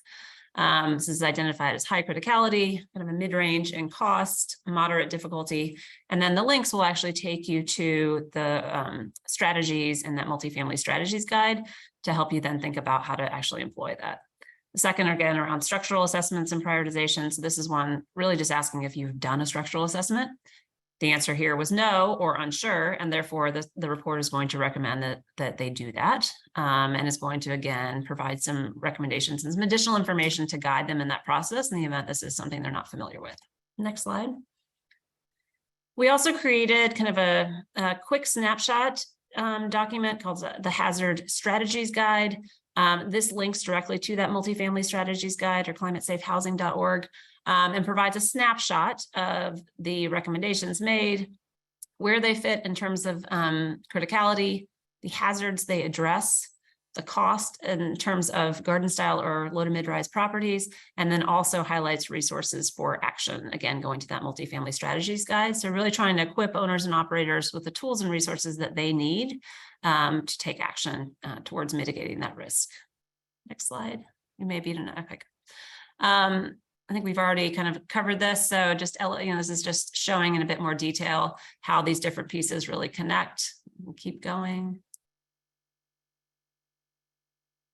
And Krista just elevated this, so I won't spend time here. But again, a tool that we connected all of our work to is that Strategies for Multifamily Building Resilience, or climatesafehousing.org, which provides some great detailed information for owners and operators to consider as they're implementing strategies. Next slide. So I just wanted to highlight, so we are in the midst right now of actually analyzing aggregate data from Keep Safe Florida, which is our data from across the state. This is data from our first iteration, which was just Miami-Dade County, which highlighted what we saw across 43 different assessments in terms of the top 10 kind of risks and associated strategies identified. So there's quite a bit around water, so wet flood proofing, sump pumps, site perimeter flood proofing. Also need, a lot of people identified backup power to critical systems as a need. A lot of interest in solar, thermal and solar energy backup and storage, so alternative energy sources, solar PV. So we are doing this similar type of analysis for Keep Safe Florida, which will give us an even broader view, but really helpful to see, across a geography, what are we really seeing people are needing to address. Are we seeing themes? And this can help then with programming resources locally to help owners and operators address these concerns. Next slide. So, as you know, we come out of Keep Safe Florida. So just to kind of also give you guys an update, we finalized most of Keep Safe Florida as of kind of the first quarter of this year, and are now in a point of analyzing results from that work. I'll share some evaluation results in a moment. And also, HUD is also working on a couple of tools with Enterprise, and we're looking at what's going to happen with those assessment tools and how they'll be available nationally as we then consider kind of what's next.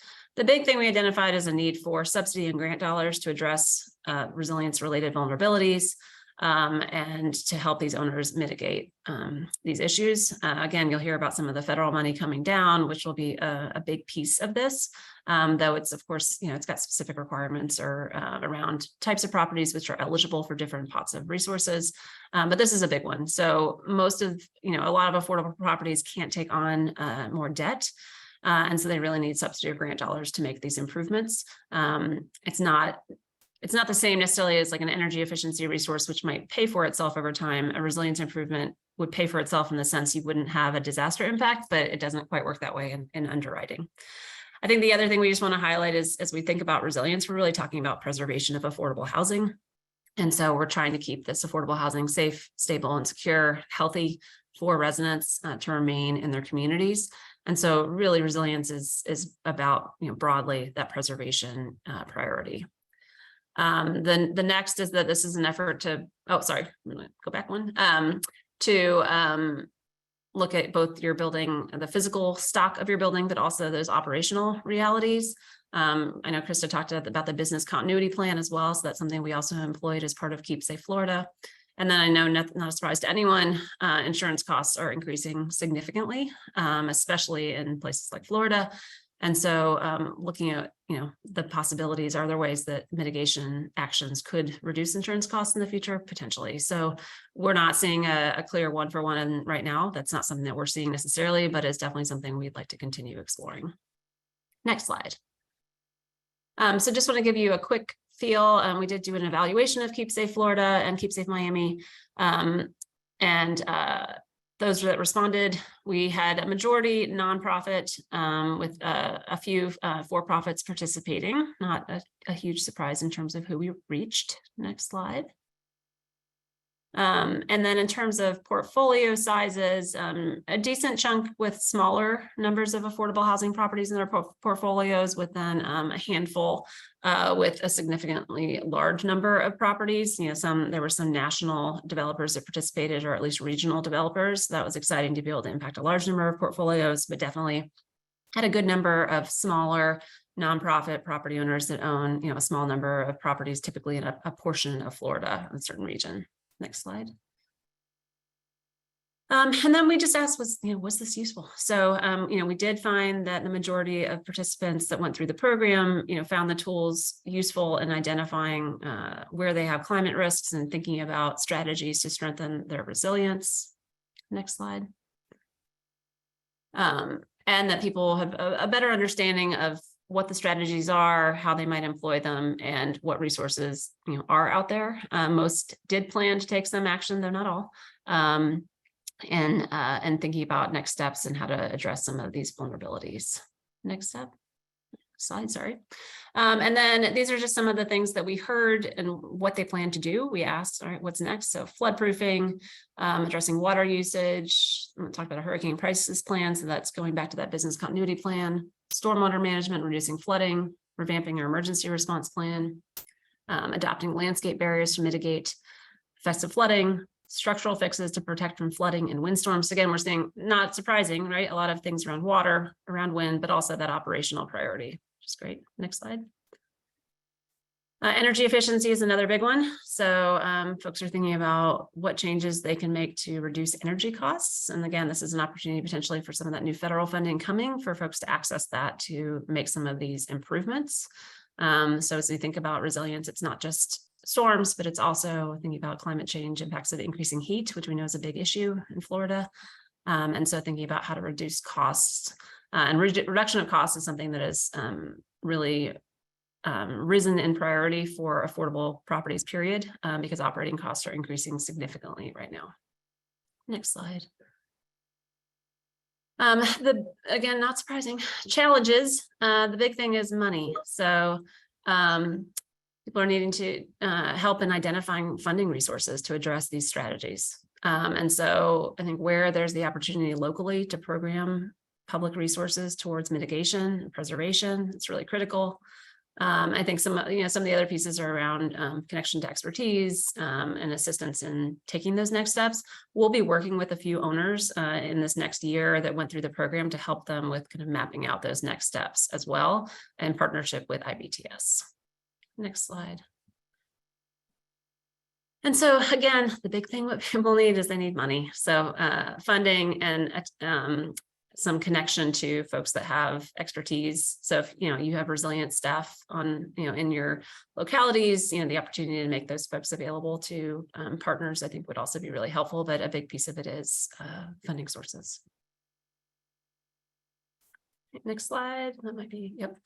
And so just briefly again, what's next for us?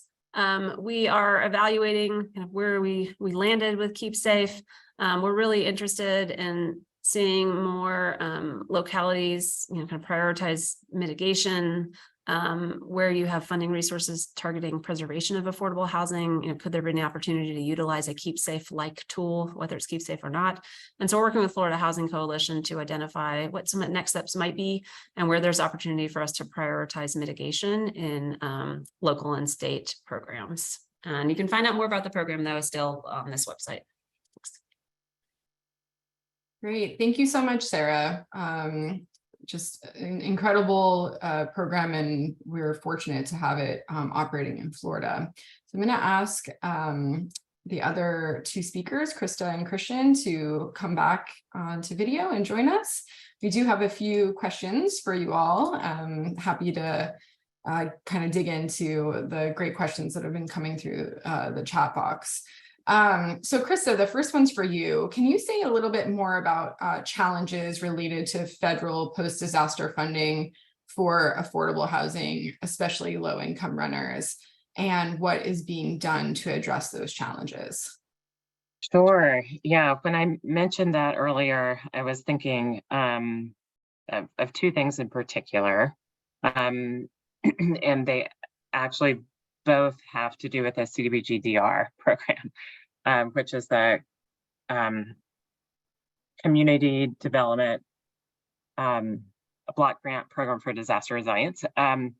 And in particular, what we've seen is that after a disaster strikes and after it's been federally recognized, Congress has to then allocate funding for that program individually, like for that disaster, because it is not a permanently authorized program. So staff at the federal level have to restart their programmatic response and can't simply build off of previous disaster response efforts. And so we've seen that it can take 2 to 2.5 years for funding to get from the federal government to local communities to actually assist in rebuilding. And that is simply too long, especially for vulnerable residents of affordable housing communities to be living in substandard homes that have been damaged. So for a while, there have been provisions for single-family home ownership to be able to access the amount of that funding more quickly. And we've been at Enterprise working on looking into piloting an approach whereby that would also be available for multifamily rental affordable housing properties. So that as soon as a federal disaster declaration is made, we can provide private capital in the amount that we know will be coming from the feds to start rebuilding immediately and have that paid back by the federal money later. So that's one thing that we're looking at because we know that families need to have upgrades as soon as possible. The good news is that earlier this year, HUD did release a really extensive request for information in regards to the CDBG-DR program, asking for feedback on all sorts of types of improvements for the administration of local CDBG-DR awards, as well as how permanent authorization, for instance, could benefit. So we're eager to see what types of changes HUD may be making in response to that feedback they received, and hope to see improvements in the near future. Thanks, Krista. Yeah, that pilot sounds incredibly interesting. We'll definitely want to stay apprised of what you all are working on there. Christian, this one is for you.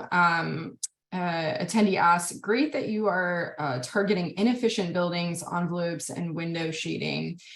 Can you share a little bit more about what future weather changes in urban heat and power outage scenarios you are considering?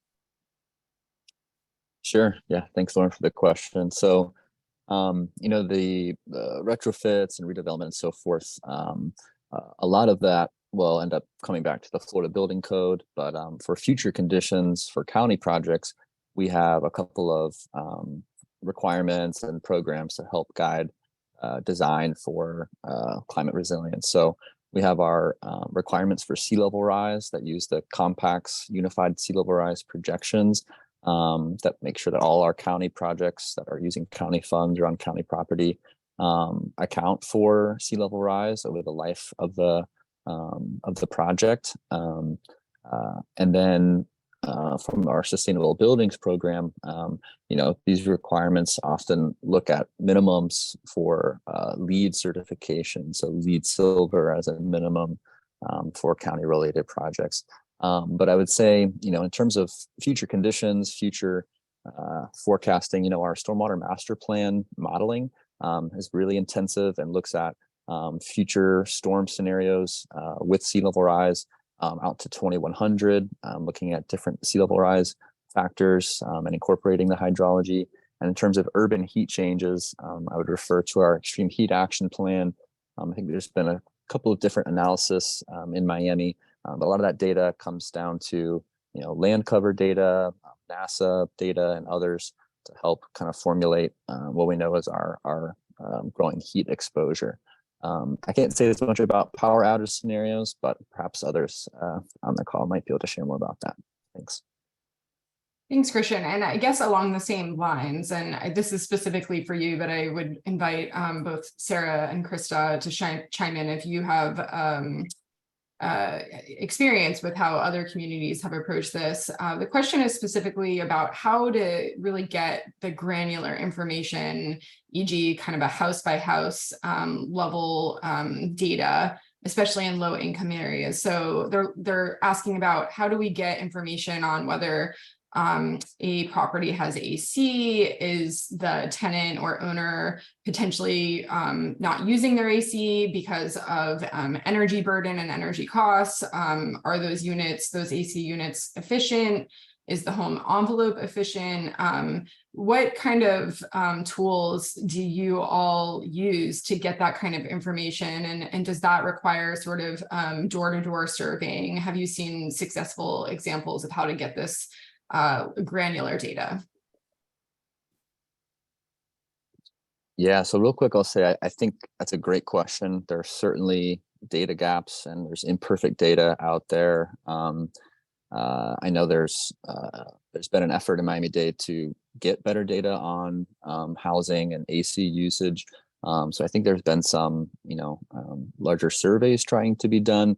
I think I want to say some of the American Community Survey or census data might touch on that, but again, these are not necessarily property level. So I think in many cases, it does sort of take that on the ground assessment or at least survey. And I would say, there might be some information or things you can deduce as a proxy from like property appraiser data and renovations or substantial improvements. Sometimes that can be pulled from, looking at building department permitting or other information. But this is a good question. I'd be curious about others' thoughts on this. Krista or Sarah, do you have any additional thoughts, ideas? There we go. It wouldn't let me unmute. Sorry.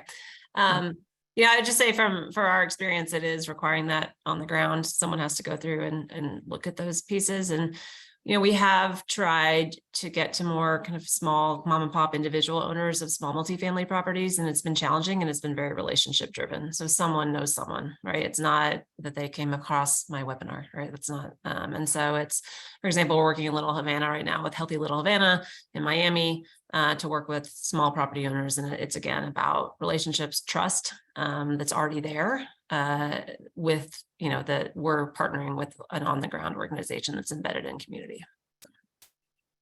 And all I would add to that, like just emphasizing what Christian and Sarah have said about most data being available at the census block level and not property by property level without that door-to-door action. But I am really looking forward to the further development of certain climate tech applications that are starting to become more mature. For instance, one in New York City that we're tracking closely is from an organization called Cadence 15, which is aggregating all publicly available data about buildings in the city, and then their aims are New York State, and then to move to other locations, so that you can have that aggregated in one place to make better decisions before you go on site. So really looking forward to seeing how technology can help us do this better in the near term.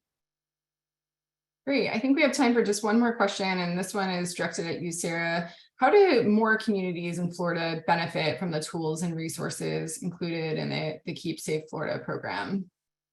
Yeah, I mean, I think the best next step would be to, connect with CJ at the coalition, with myself to talk about your priorities and how they align with this program, and your priorities not just in resilience, but also in affordable housing preservation, to assess what resources you currently have available and those that might be coming as a result of Live Local Act or the federal resources, to identify if you have resources available to fund the mitigation efforts needed. And then, to talk about also your connections and relationships to existing affordable housing owners and operators in your community. So the big things are resources, relationships, and priorities. And so figuring out what those are from the get-go, really important. We found in incentivizing folks to, owners and operators to then participate, right? This was an opt-in, even though everyone's like, that makes a lot of sense. Without a clear path, it's very difficult to get people to prioritize it. Absolutely. Great. Well, I will just remind everyone that all of the speakers' contact information is also included in the speaker bios document, and all of that will continue to be on the Compact's website after this event. So if you do want to get in touch with Sarah or CJ Reynolds from the Florida Housing Coalition to talk more on this, you have a means to do so. So thank you all again, just for the immense resources and knowledge that you've just shared, and for your time today. We're now going to take a about 11-minute break. I know this is a long workshop, and it's hard to kind of focus on Zoom. And we will come back at 2:50, and I'm really excited to have a special guest from the White House that's going to be joining us. So I hope that's an incentive for you all to come back promptly at 2:50 and hear from her. So thanks so much.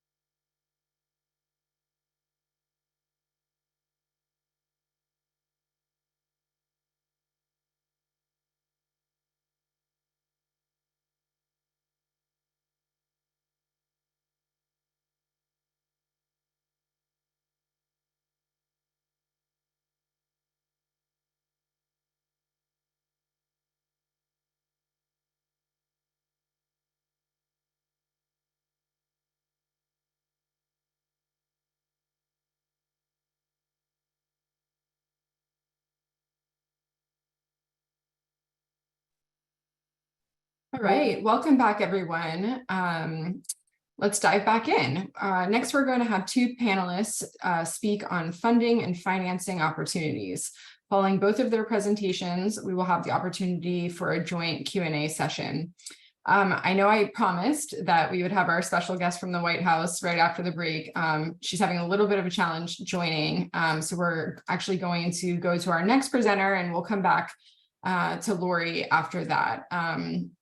Next, it's my pleasure to introduce David Graber, the Director of Green Affordable Housing with the Solar and Energy Loan Fund, or SELF, as you'll frequently hear it called, the nation's first CDFI green bank. David oversees SELF's loan programs for real estate development and preservation, and recently launched the Sage Homes program, a fund and incubator to catalyze emerging developers to build climate resilient, affordable housing, which he will share more about with us now. David, over to you.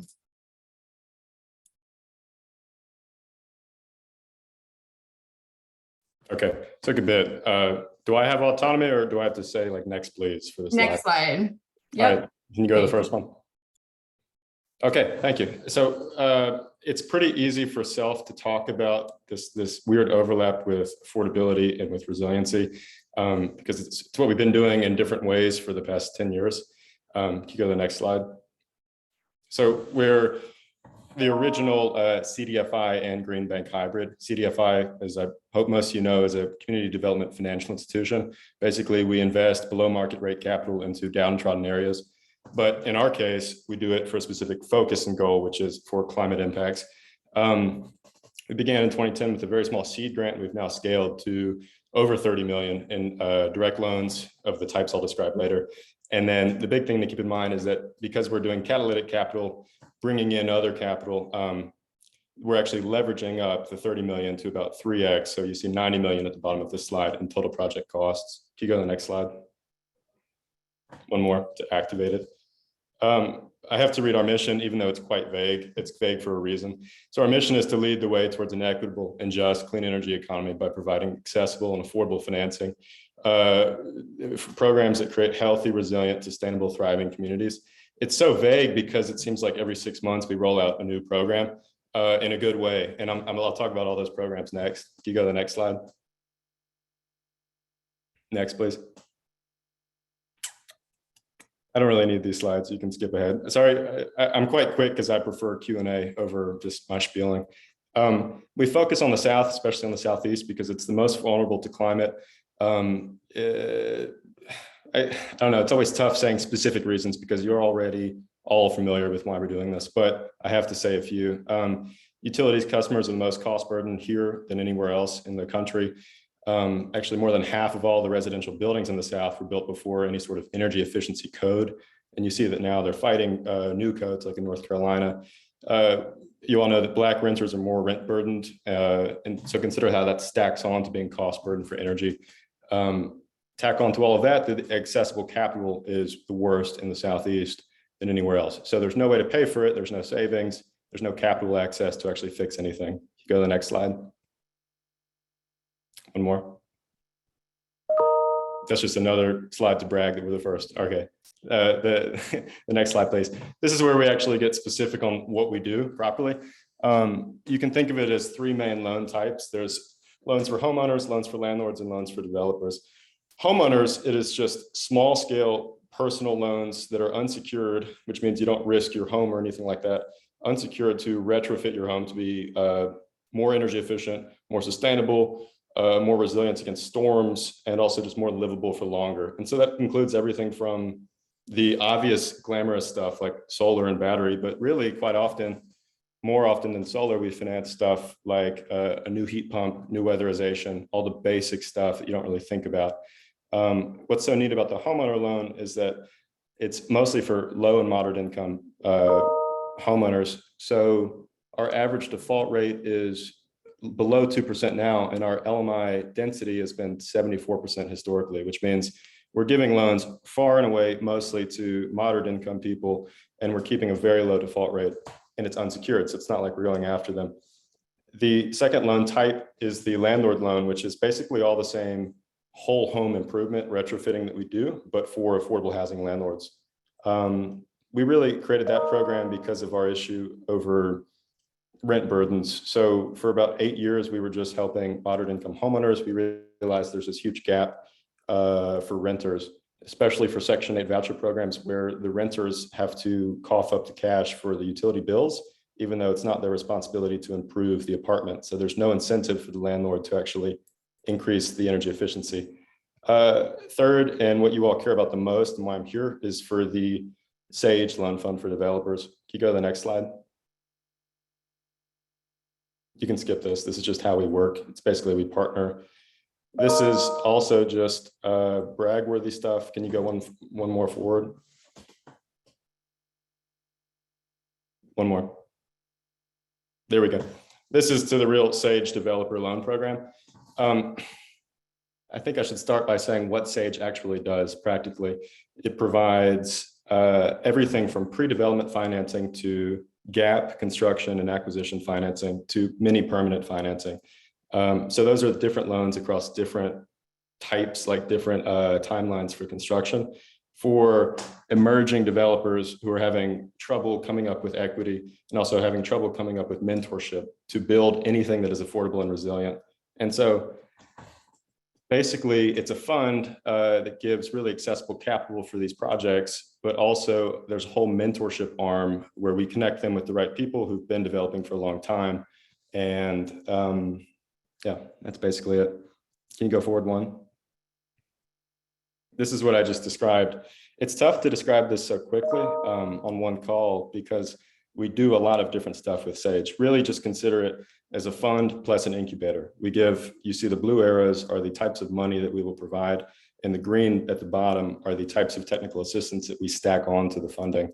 For us, this is pragmatically just a way to de-risk the project that we're lending into, but also it's the way of making possible the sort of extra aspects like extra storm resiliency, extra energy efficiency that normally developers that are not well versed in this stuff already find it too expensive, too odious to actually pay for and do. Can you go to the next slide? This is a photo of our first cohort. We're sponsoring the training of these ladies in North Miami. I think what's so cool is that each of these people own some land in North Miami through family or through personal investments that they're now seeking to build on, but they're finding it incredibly hard to the point of impossible to get financing because they're new to development, and also to get any sort of mentorship because they're not from this world of development. And so we're providing them with both of those, which is making all of this possible. Can you go to the next slide? This is a photo of the workshop, some of the same people pictured here. This is our own exec director, Duan Andrade, doing the first of many workshops that we've done with this cohort. I think what's most useful now is for me to actually, I don't have photos for this, unfortunately, because I made these slides actually before I got the photos from a site visit this week. What's most useful now is for me to actually describe a case study of this stuff. So we're working with a developer in Northern Florida who is pretty new to development, but has some experience, but not enough to justify to a regular bank to get a lot of capital to build resilient housing, because most lenders view the resiliency as just bells and whistles, too expensive, makes it not pencil out, and so on. So we're working with them. We're providing a bit of TA, but also a ton of financing to actually make the project happen. And along the way, there's been a few different steps that would have scared away a regular lender, unlike self. Step one was the amount of flexibility for this project. So the developer had a grant from the city that was due to arrive in about a year.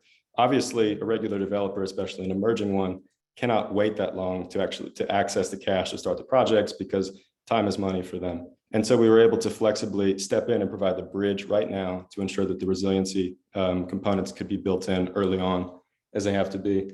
Second step of flexibility that we did is actually flexibly looking at appraisals beyond the immediate street. So we have this issue. I think everyone here knows that the appraisal system is pretty bad, like I don't want to say rigged, but at least foolish, where we're working in this project is in like a developing area that's still quite derelict at the CDFI zone in Jacksonville.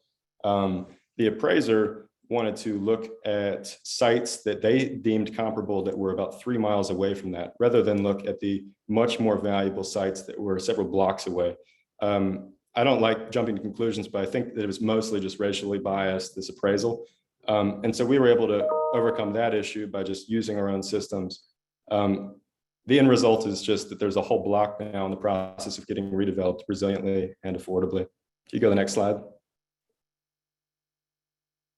I think I'm short of time already, right, Lauren? No, you're fine. Oh, okay. You have 5 minutes. Oh, wonderful. Okay. Other loan type that I think you all care less about is the loan for landlords. We rolled this out with Atlanta Housing. It is just unsecured, quite flexible funds for making resilience investments in affordable housing. Can you go to the next slide? This is another example of just kind of the words I keep saying, which are flexible and fast. We partnered with Martin County Septic to Sewer to do on-bill financing for, I think it was for the entire county. It started off just like local, and then we've expanded it now. You go to the next slide. Another example of just kind of staying nimble, using our capital wherever we can to serve our mission. We did a rooftop solar storage NPV for the city of Miami or county of Miami. I know it's so many different examples that seem unrelated besides the climate thing, but truly it all stays to the mission of affecting affordable housing and causing resiliency on that housing. Next slide, please. And this is the classic home improvement loan that I described very first for moderate income homeowners. This is a great anecdote that I think really helps you imagine the type of people that we're helping. This is Pamela Turner. She was a vet, single mother of 4, and she had a credit score that was just, I mean, it says below 500, but you know, most lenders just shy away if it's south of like 650 or something like that. She had what started off as a leaky roof, and what by the time we were ready to close was basically a caved-in roof, one part of her house. So obviously the kids were picking up asthma issues. They couldn't focus on their schoolwork, anything like that. So we stepped in and we were able to look at her actual ability to repay rather than just judge her by her credit score. And we worked backwards from how much she could repay each month, found a safe margin there, and then gave her a proper loan that has worked out totally well for her to be able to fix up her house. Can you go to the next slide? That's it. This is not my contact information. This is my exec director's, but hopefully I made it clear that the through line across all of these loan types is be as flexible as possible, be as nimble as possible, because there are contingencies in real life always. When you go into it with just theory, with just set rules for how to underwrite or anything like that, you won't really make any projects happen. And so that's what we try to do always. All right. Thank you, David. We actually are going to turn over to questions to you. We have quite a few. So the first question is, what is the difference between SELF and PACE, or Property Assessed Clean Energy? And for folks who might not know that acronym, for landlords in particular.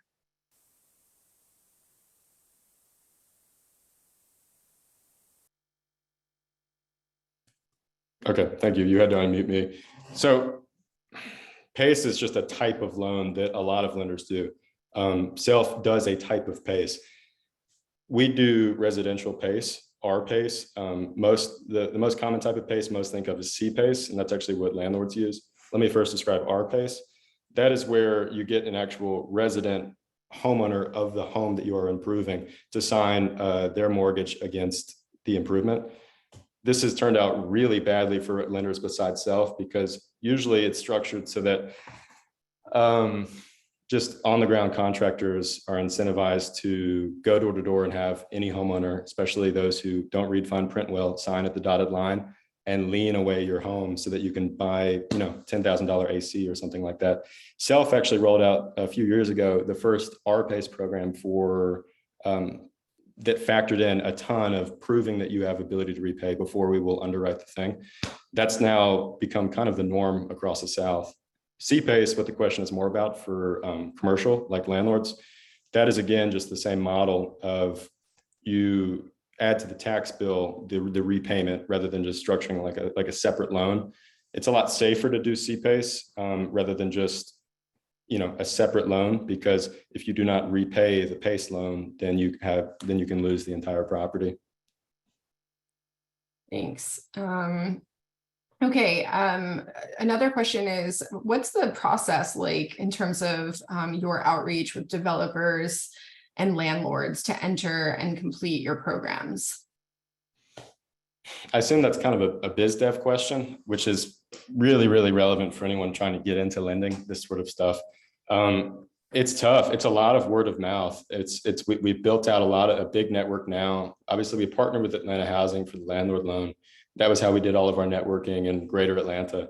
We now partner with a lot of housing authorities to do kind of like in-kind marketing, where we go through trusted channels like housing authority newsletters, stuff like that, and say, by the way, this lender is legitimate, they're a nonprofit, work with them. For developers, it's pretty similar. We're now really teed in with the nonprofit training orgs like South Florida Community Dev Coalition, Incremental Development Alliance, Small Developer Alliance, groups like that. And we're setting ourselves up to be kind of the financier that you mentioned on the final day of training, where you say, hey, you're not just going to enter the wilderness with no financing in sight, talk to these people. And for homeowners, we just market through our contractors mostly. We have a network of about 1,000 regular contractors who only use us because we're good for their business. And our leads usually come through that. Interesting. Thanks, David. Final question. This might be a little in the weeds, but we'll throw it at you. Someone is asking if you're familiar with Montgomery County, Maryland's revolving fund for construction of new cross-subsidized affordable housing. And if so, do you view it as a model that could be replicated elsewhere? And I assume that person is wondering about Florida specifically. Any knowledge of that? I know that's pretty in the weeds. That's insanely specific. Let me write it down. No, the answer is no. Okay, no problem. And I will just finish with, I guess, my own question.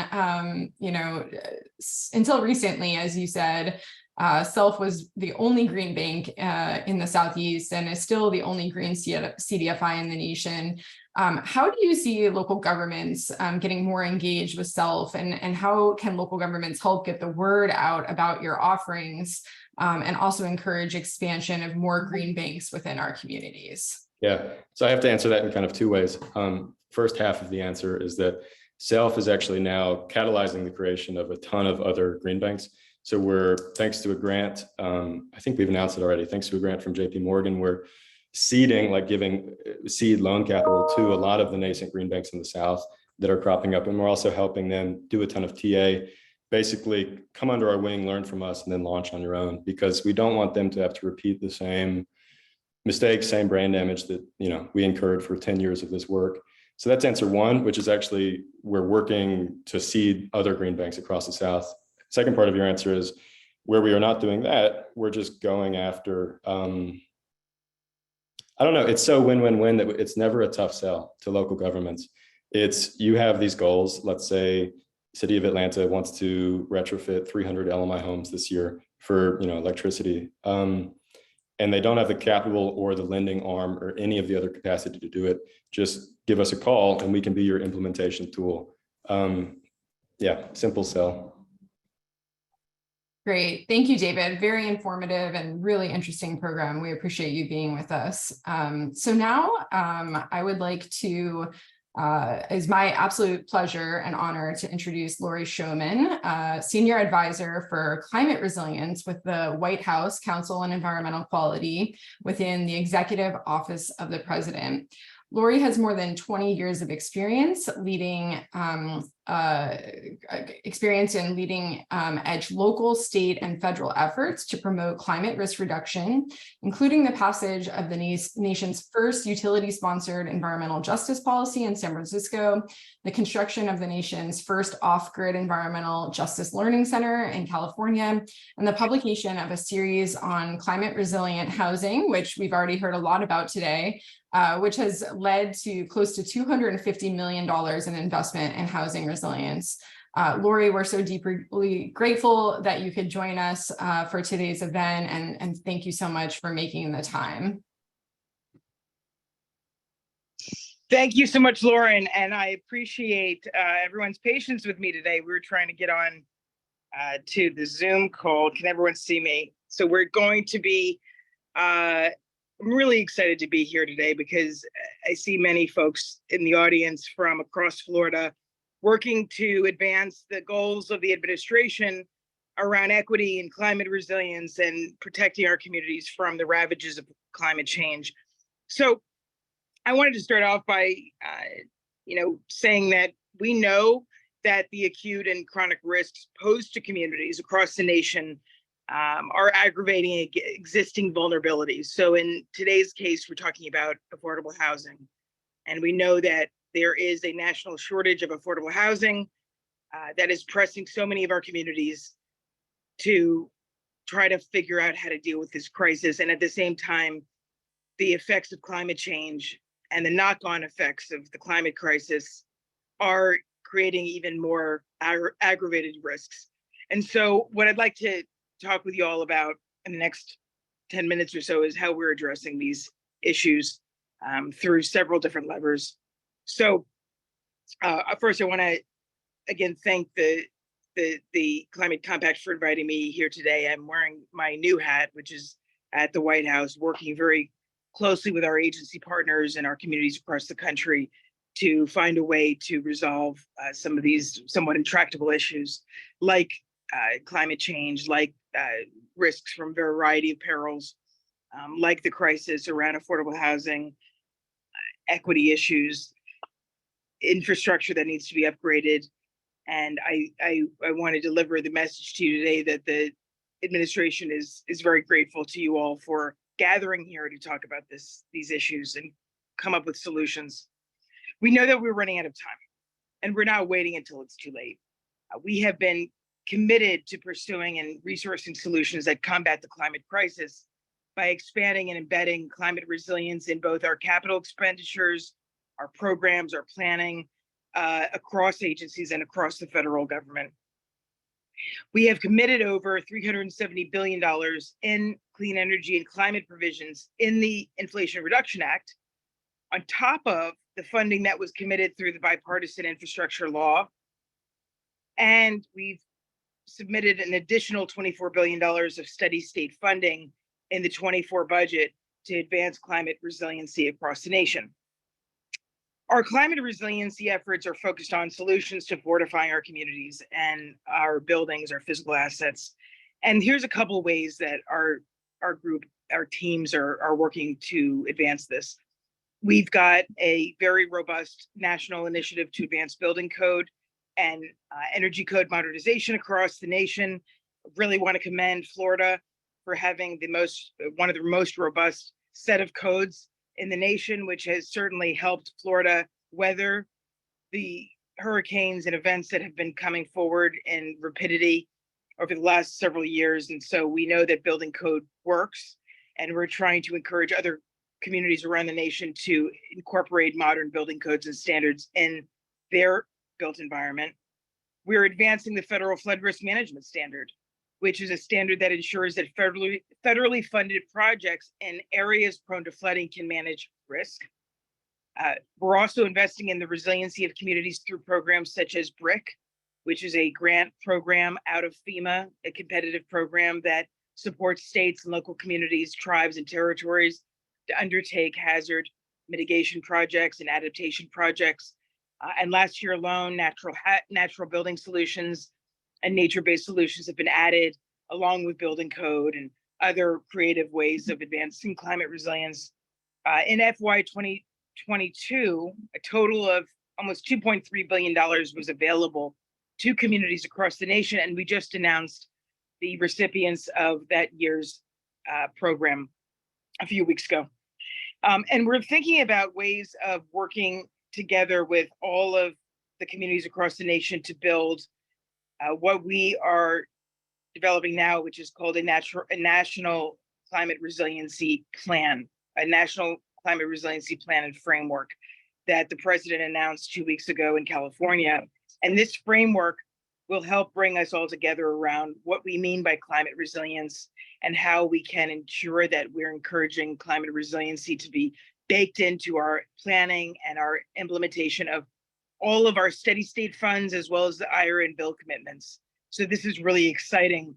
And I'm happy to also share that coming up in September, we are going to be hosting a National Climate Resiliency Summit at the White House to bring all of the practitioners and stakeholders from around the country together to talk about how we're doing this work and how we can advance on climate resilience.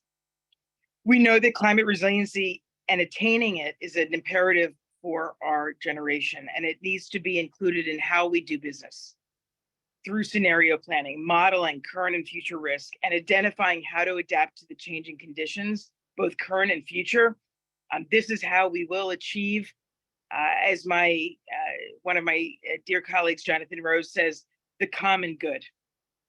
We know that climate resiliency makes good business sense, and we know that, for example, buildings designed and operated with modern building codes and with climate adaptation in place can withstand the effects of natural hazard events. We also know that, as we see in the insurance marketplace, the volatility of the insurance marketplace is rising, and we all believe that building resiliency into our buildings and our physical assets reduces risk, reduces exposure, and is a good thing. And I'm eager to understand what some of everyone's questions are, but I will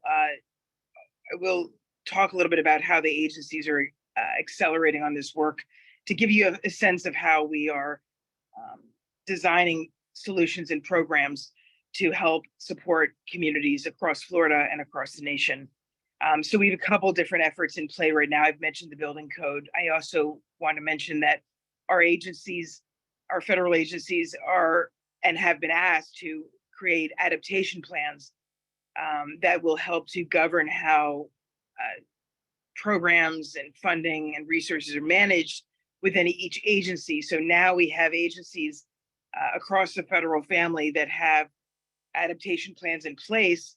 And these are certainly inspiring, I know, to many states and jurisdictions that are also looking to try to figure out how to govern and advance on climate risk.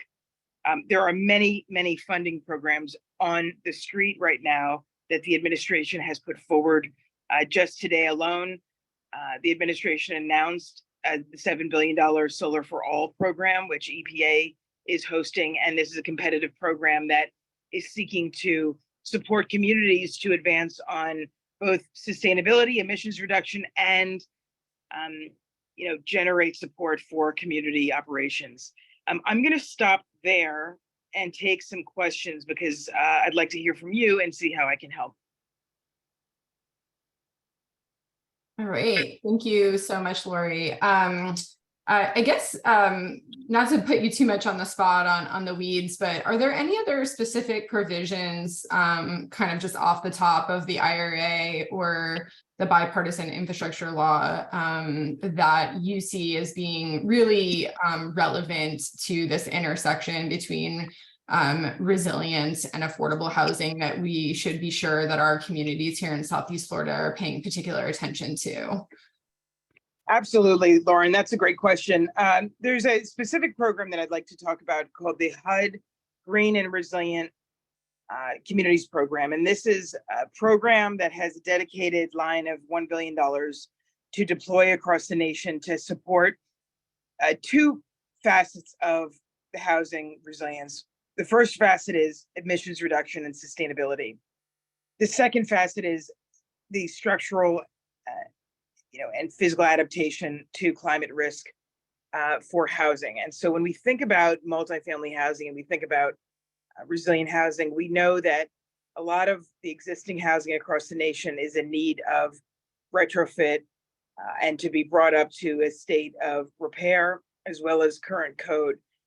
And so a lot of the housing that will be at most risk, as you've spoken about before today, will need to have support from this program, which will provide up to $80,000 per unit for affordable housing retrofit and new construction on emissions reduction and on climate resilience or climate adaptation. So this program has several tranches of scheduled applications. The first, we're coming up into the second one. Owners and grant applicants will get up to $80,000 per unit from this program. That is one program that's of great importance to this community. The other, there's a couple other programs I want to mention. The Treasury has put forward the solar tax credit, which offers up to 30% tax credit on solar implementation of solar projects, and some of that funding can be directly paid out in advance of the project completion, which is really helpful to get working capital into the grantee or recipient's project. And so this is a tax credit that should be thought as a part of the stack in new construction as well as existing retrofit. So that's a very critical program. There are several rebate programs through the DOE that are very helpful when thinking about conversion of equipment to electrification and decarbonization scenarios, and bringing in heat pumps and other equipment that can help support the emissions reduction and general sustainability and resiliency of the facility. In addition to that, I mentioned the EPA Solar for All program. That's a very important program that will help to provide support for housing products and projects that need and are interested in solar work. And I want to share that last week I went over to the New York City Housing Authority community solar site, and I was able to walk through a beautiful complex of public housing facilities that provides housing to more than, this site was 5,000 households. And what was interesting is the Housing Authority installed several arrays of community solar, and through their net metering and rebate income, they were able to hire operators, full-time operators, to operate their housing. So it's because of the solar that they placed on their facilities that they were able to generate income that then got turned into reinvestment into the actual facility itself. So folks on the call that have portfolio, that have an interest in solar energy and renewable energy, might be able to see best practices like that to help you advance your operations needs, because that's certainly a challenge for housing operators across the nation, is operations. And Lori, can you just repeat the name of the HUD program for the audience one more time? The HUD program is called the GRRP program, Green and Resilient Retrofit Program. Thank you. There's so many acronyms, and I guess to There's a lot that of point, there are so many programs. It's absolutely incredible. Maybe this is a bit of feedback and a question in one. And sitting where I sit on the ground, working with local government, there is so much coming so quickly and administered by so many different agencies.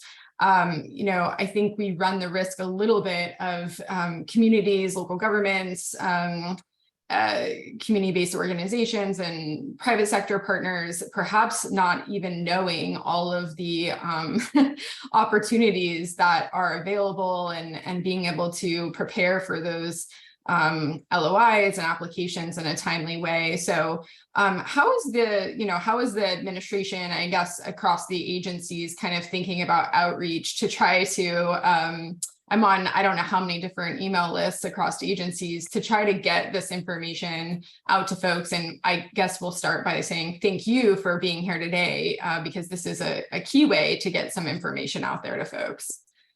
Thank you, Lauren. I take a personal interest in getting the information out to folks, and I make sure that we're able to promote this information, which is not always as I hear from communities all the time, where do we go for this information? Is there a central clearinghouse? And I'd like to share with you some ways that you can understand what's happening in this space. And Lauren, I really do appreciate the invitation today, because it's through these discussions and forums that you've created that we're able to get the message across. So I really, on behalf of the administration, appreciate this invitation. So there's two main ways that folks get access to this information. I always say that, if you don't know about the Federal Register or grants.gov, those are the two sites you should be checking in every week to find out what the opportunities are. You can find out all of the grant opportunities available through IRA and bill and steady state funding. They come through the Federal Register and grants.gov. And that's, that is the source of a lot of this funding communique. There is going to be a set of guidance coming out of HUD in the next month that provides a centralized clearinghouse for a lot of this information. So you should be on the lookout for that because that will help you kind of create a one-stop shop for a lot of this information, specifically related to housing. I would also offer that the Department of Energy has a really helpful resource site that's now available. And it even has a mascot along with it that basically showcases all of the rebates and various funding streams that are available through the DOE. Your local housing networks should be, like the Florida Housing Coalition, have been really wonderful partners in promoting this kind of work and these opportunities that are coming forward. But between those resources, grants.gov and Federal Register, that's the best way to get the source information. And I will say right now, the programs that are currently in play, very much so, are the HUD GRRP program, which I really encourage everyone on this call to take a look at. And Lauren, maybe you can send out these links afterwards, as well as a lot of the rebates. Those are programs that you can apply to directly as opposed to going through the state. So that's my initial feedback. Wonderful, Lori. Well, I'm hate to say that we are out of time, but we just are super grateful for your time today and for sharing kind of a view from the top. So thank you so much. Thank you, Lauren. And I want to say a special hello to my friend, Stephen Kirk, who has been doing wonderful work in Florida along the Keys, and really appreciate all of the work he's done to showcase leadership in this space. Thank you so much, Lauren, and great to see everyone today. Thanks so much. Great. So moving forward, it's now my pleasure to introduce Aaliyah Garrett, Sustainability and Outreach Coordinator for Sarasota County and the University of Florida IFAS Extension and Sustainability Department. Aaliyah is responsible for education and outreach projects to encourage sustainability actions in the community. She previously worked as an energy program specialist for Sarasota Housing Authority, where she focused on energy efficiency and energy equity programs. Wonderful to have you, Aaliyah. Go ahead.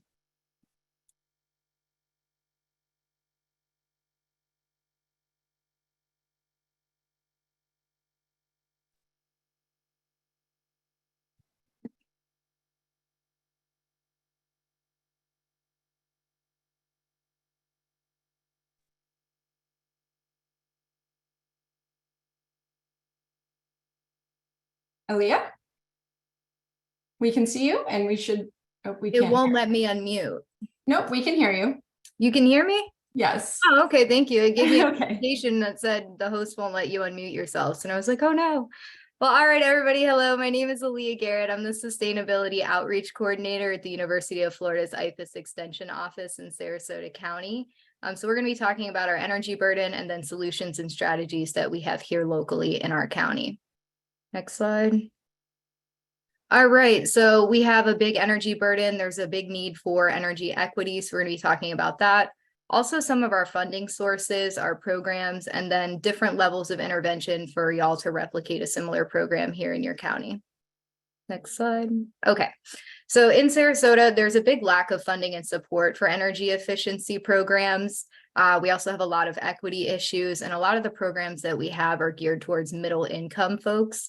And we, our local utility providers, FPL, and the rates, as others probably have experienced, are rising, as well as the cost of living. Next slide. So studies show that 58,000 low-income families in Sarasota County are what we call cost burdened, and about 48% of them are renters. So that's why we really focus on that demographic, and I'll explain a little bit more on the next slides. So in 2016, we received some interesting data from the Department of Energy that basically said that low-income renters and homeowners in our county were spending 13 to 19% of their income on energy expenses, whereas median plus folks were only spending about 2 to 3%. And the main reason for that, I mean, there's a couple different reasons, but the main one is that older housing is inherently inefficient. It's not as well insulated. It probably has older appliances. So that's why we really focus our efforts or refocused our efforts onto energy equity. Next slide. There's also the split incentive problem. So basically, a landlord doesn't really have an incentive to buy newer energy efficient appliances because they're not the ones that are paying the utility bills. And then on the other side of it, renters aren't probably going to be staying there long enough to recoup their investments, and they might not have the money to afford a brand new HVAC system or a new refrigerator anyways. Next slide. All right, so here's some of our programs and funding sources that we have for them. So we work with renters, homeowners, and also nonprofit organizations, and we use funding from different sources for that. So our current funding is from the Department of Energy. We have an energy efficiency community block grant, so the EECDG. We also have a grant from FDACS, the Florida Department of Agriculture and Consumer Services, and then we have grants from local foundations. So I'm going to go over each one of those on the coming slides, but also some new funding to look out for is the new EECBG and the EPA Climate Pollution Reduction Grant. Go ahead to the next slide. So I'm going to touch on all these points really quickly. I have more slides about them, but our energy upgrade program started back in 2012 as a way to educate homeowners and renters about energy and water efficiency strategies. We received that data from the Department of Energy that I had mentioned on the previous slide. So we refocused specifically on energy equity and low-income groups in 2016. We host workshops, we give out kits, we have library backpacks, our educational materials are all translated into the top languages in our county, and we have tons of nonprofit partners that serve low-income community members. And go ahead to the next slide, I have more information about all of these. So in addition to those measures, in 2018, we started a volunteer program. So we train what we call energy coaches to help low-income community members through our energy sweeps, and they learn about energy conservation techniques. They learn about how to teach our workshops, the health impacts, as well as energy efficiency, like improving indoor air quality, the basics of building systems, resources they can point people to, and those low and no cost behavior change strategies that they can share with residents. Go ahead to the next slide. All right, so our volunteers have different roles. So one of them is in-home installations and evaluations. So they go to people's homes, they look at their utility bills, advise them on how they can save energy, and also do small improvements like changing out air filters, installing low flow shower heads or faucet aerators, LED light bulbs, that sort of stuff. So this is one of the activities. Go ahead to the next slide. We also have a partnership with our local housing authority. So Sarasota Housing Authority has different multifamily buildings, and we've been doing what we call energy sweeps at their different facilities. So essentially residents are notified a couple days beforehand that our team will be coming in and installing these devices and also educating them. A big part of what we do is education. I mean, we can install all the LED light bulbs and low flow shower heads we want, but if people are still taking 25-minute showers and leaving their lights on all day. So it's really important that we enforce that behavior change and really educate. So that's what a lot of our volunteers do. And then the second phase, after we finish out all the buildings at the Housing Authority, which we should be wrapping up next month, is community-based organization referrals to other low-income homes. So for example, we have a partnership with the Salvation Army in Sarasota. And some of you might be familiar with LIHEAP. It's the Low Income Home Energy Assistance Program. It's federal funding to help people pay their utility bills, essentially. And our local office for that is Salvation Army. So whenever somebody comes in to apply for utility bill payment assistance, they give them our information, and then people reach out and say, hey, can I get a consultation? Can I get a free kit? So it's really important to partner with nonprofits that are already serving our community members. Next slide. Another role, we provide energy upgrade education and kits. So we try to be really accessible. We teach our classes. It's about an hour long, but we tailor it to whatever time frame the group needs or is best. We teach classes online, in person, on nights, on weekends. We teach classes in Spanish. So we really just try to get out in the community, and any of the classes that we do in person, we always make sure to put them in a very accessible location, like at libraries that are in low income neighborhoods. Next slide. We offer the consultations and the kits, so people can just call us. We can go to their homes. We always have 2 volunteers go to a home. We also have a help desk, so people can just call in and just ask for advice. We normally point people to the Florida Power and Light. They have an energy dashboard and analyzer, and the analyzer really is a great tool. It shows people personalized tips on how they can save energy. So we try to get people to pull that up and look at their utility bills as well. Next slide. So in 2022, we saved, these are lifetime savings, by the way, but we saved people $22,000 in utility bill expenses. We have $158,000 or 1,000 kilowatt hours saved and 350,000 gallons of water saved. So it really is an impactful program. We reached, I think it was almost 1,000 residents, and everybody that we talked to was really, really grateful for the services, considering how expensive it is to live here and pay utility bills. Next slide. So this is the fact sheet that I mentioned. I mean, we have some other educational resources, but this one is definitely the most impactful. So on the front page, it has those energy and water saving tips. So that education, the behavior change things. And then the second page has the utility bill payment assistance and other financial resources. We have this translated into multiple languages. We reached out to our county demographer and figured out our top languages in the county. Later on in the presentation, I have information about the different levels of intervention with incorporating energy efficiency education into your programs, because not everybody is going to have the staff time or volunteer capacity to do some of the other things that I mentioned. But one of the simplest things you can do is just educate community members. So go ahead to the next slide. I think I have some more information. Yes. And then just one more slide about our residential outreaches, our do-it-yourself energy and water audit backpack. Can you go back one slide real quick? Thank you. So this is the library backpacks that I had mentioned. We have one available at every single Sarasota County library. So basically it has things in there to help people do a basic energy and water audit at their home. So it's for people who want to take that next step and see how they can save a little bit more energy. And we do see people checking them out quite frequently. Next slide.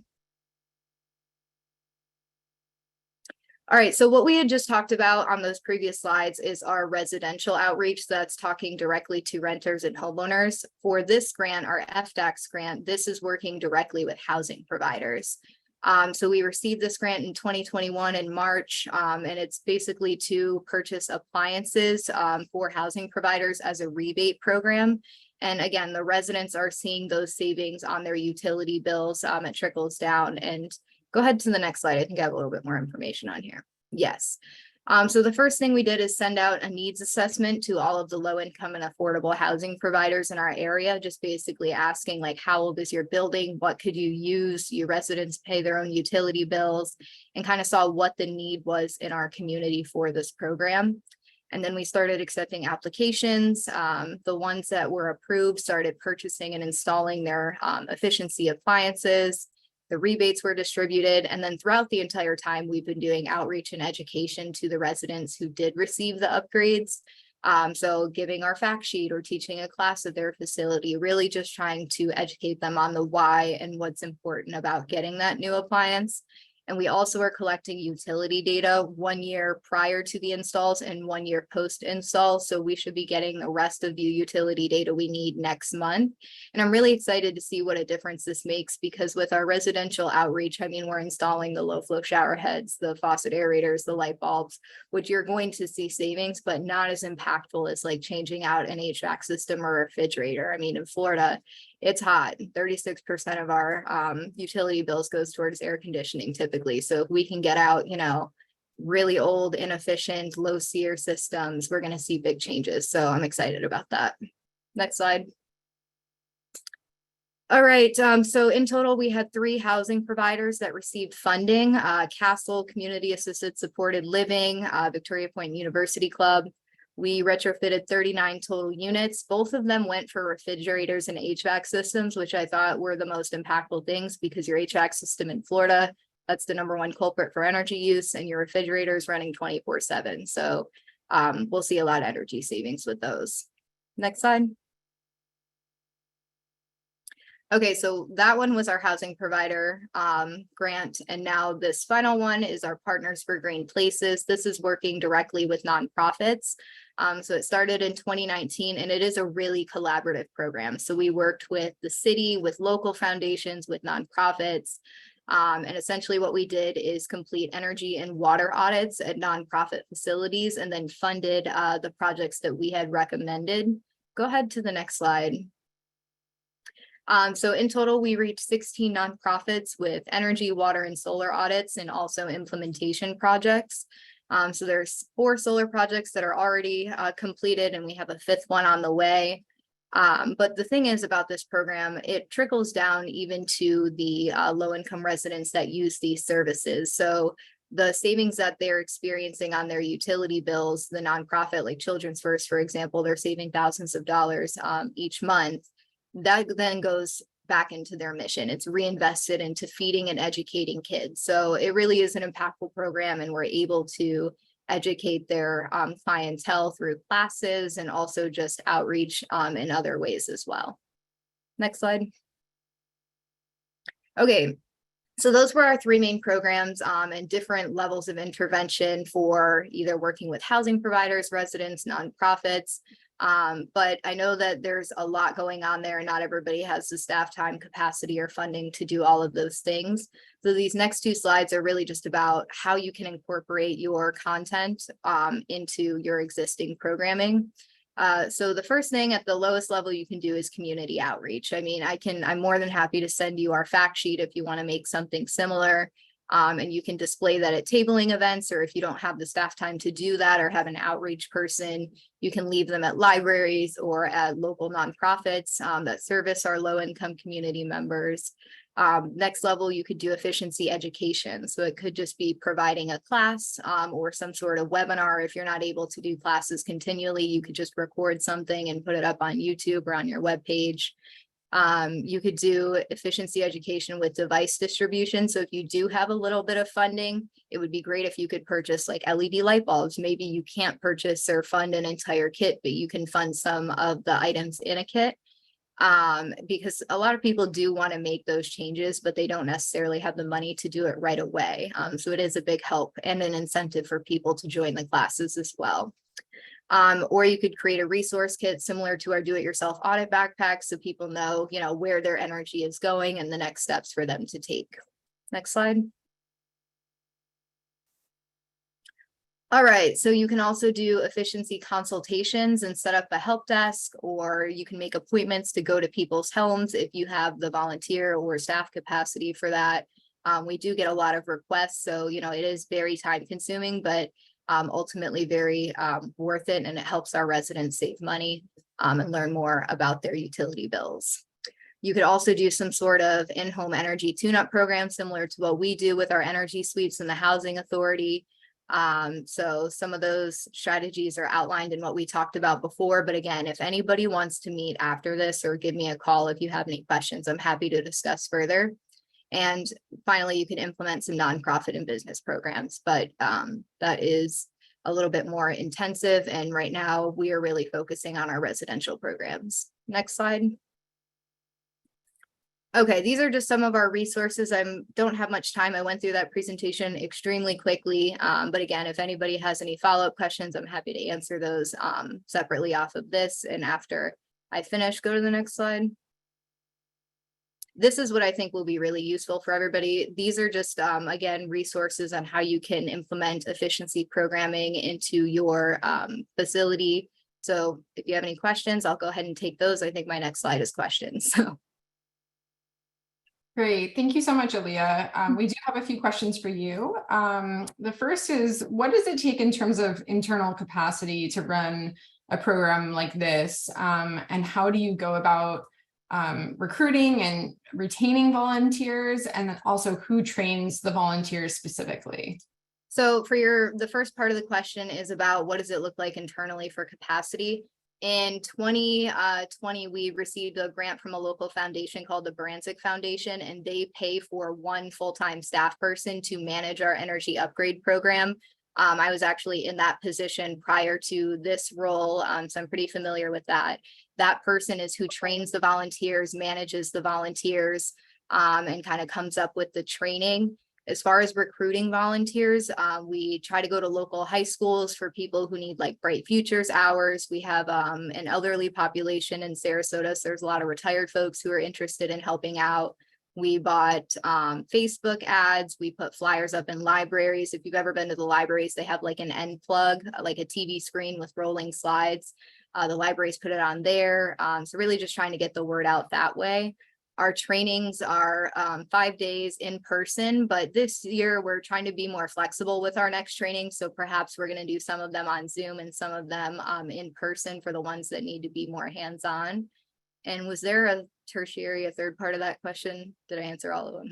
No, I think that generally covers it. You kind of gave a sense of the internal capacity. Yeah. So thank you. Really helpful. This question's maybe a bit more specific. And so don't want to put you on the spot, but there was a question that came in about within a small multifamily housing unit that currently only has an old window AC unit. Any thoughts or suggestions on what you would replace this with? Would you consider a mini split system? Mini split system, probably. We haven't run into that issue, but I'm pretty sure we would go with the mini split system route.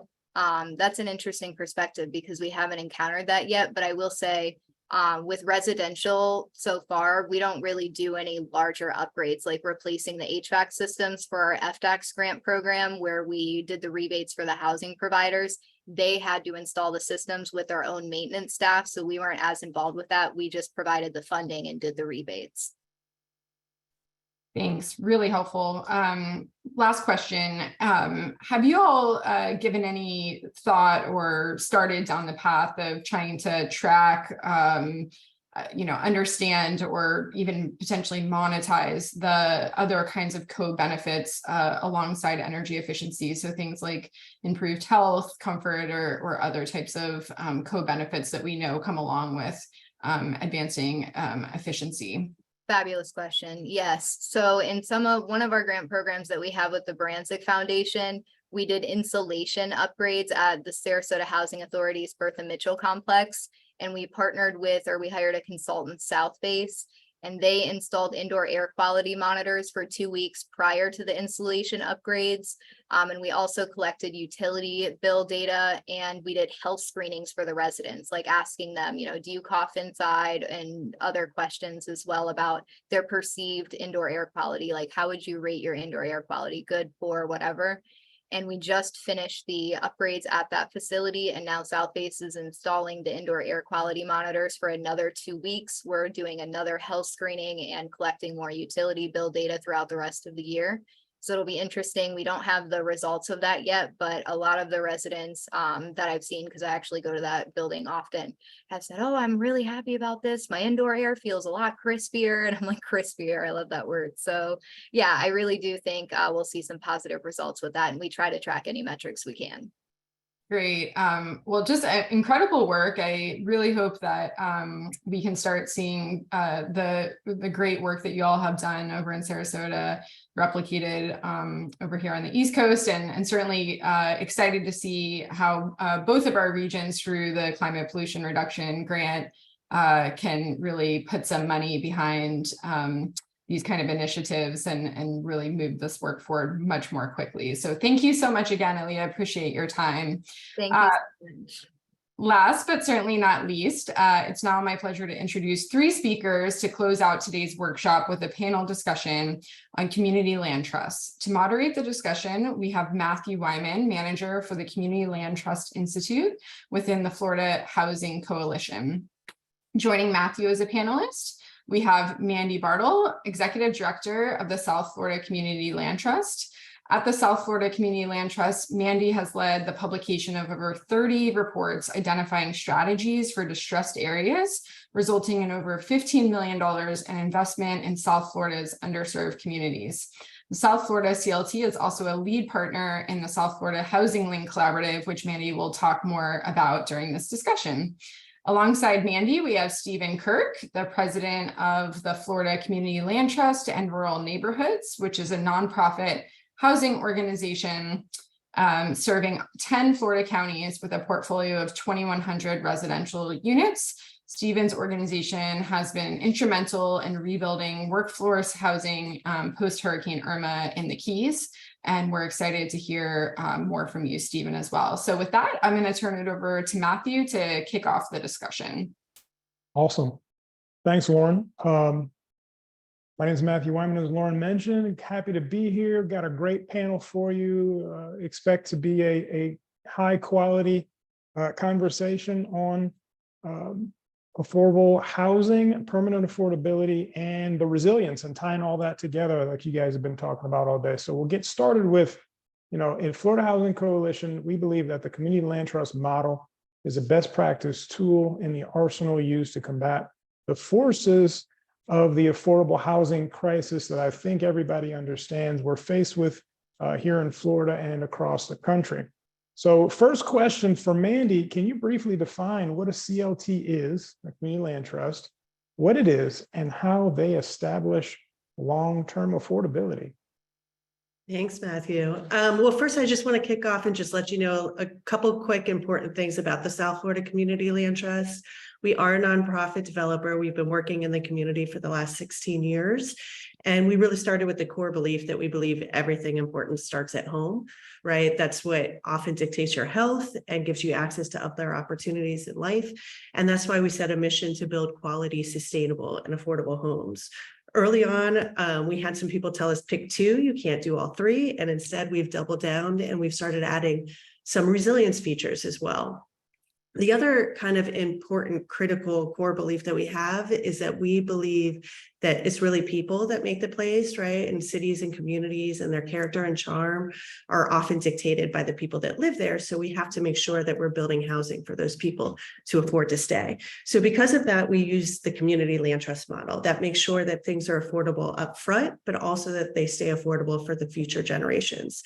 So community land trusts, I don't know if you've heard of them, but there's over 300 across the country. A lot of times, I'm assuming this group might have heard of conservation trusts or living trusts or other types of trusts.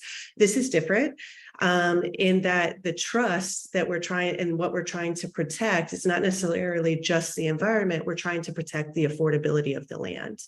And that's done through a 99-year ground lease. That's the legal tool, the mechanism that we use.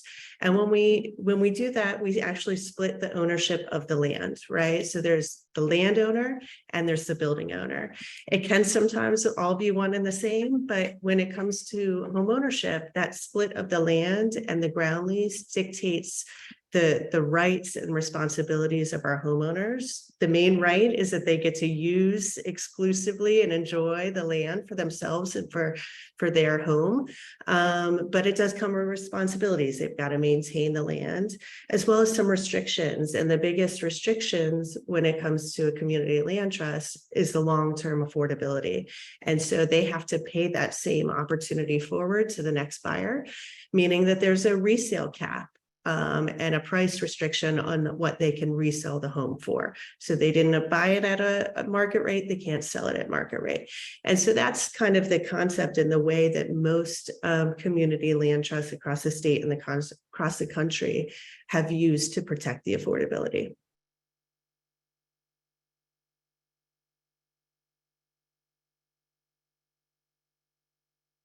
Did I answer that question, Matthew? You absolutely did, beyond my satisfaction. And I made the error of muting myself, and then I couldn't unmute myself, as Aaliyah had mentioned before. So a lot of good quality controls on this webinar, which is awesome for us people who well, don't know when to mute themselves properly. Steve, if you don't mind, good sir, kind of tying this conversation as we move forward together, and describe the importance of long-term housing affordability and resilience. And Mandy, if you want to chime in too, feel free. And then we'll get into, after that, just you guys talking about your respective projects and what you've been doing to make this work. Certainly, Matthew. Just as an introduction, again, Rural Neighborhoods is a nonprofit developer, and we specialize in affordable and workforce rental housing in 10 Florida counties. So unlike much of what Mandy's doing, who does both, we are primarily on the rental housing side. And we grew out of Hurricane Andrew, ironically, from a resilience perspective. And we've been engaged in 11 natural disasters since our inception. So we clearly understand the impact that this evolution of resilience has brought to us. We operate the Florida Keys Community Land Trust, which is a small land trust that's active in the Florida Keys. And we both, Rural Neighborhoods and the Florida Keys Community Land Trust, strive for long-term affordability. And as Mandy described, the mechanism that they use to control home ownership affordability over the course of several potential buyers and sellers. Rental housing typically is controlled historically through funders, meaning that local government or state government or housing finance agencies will set forward the affordability period. What we have experienced is that those local governments that are somewhat perhaps new to it don't often ask for enough affordability and provide density bonuses and other types of rental housing benefits for a small limited amount of maybe decade-long affordability. Mm-hmm. And we think that that is to a degree short-sighted, because its value is the value of access to those parcels and others is, and to that density is even greater to developers. But most land use agreements in the rental community are between 30, 50, and 99 years.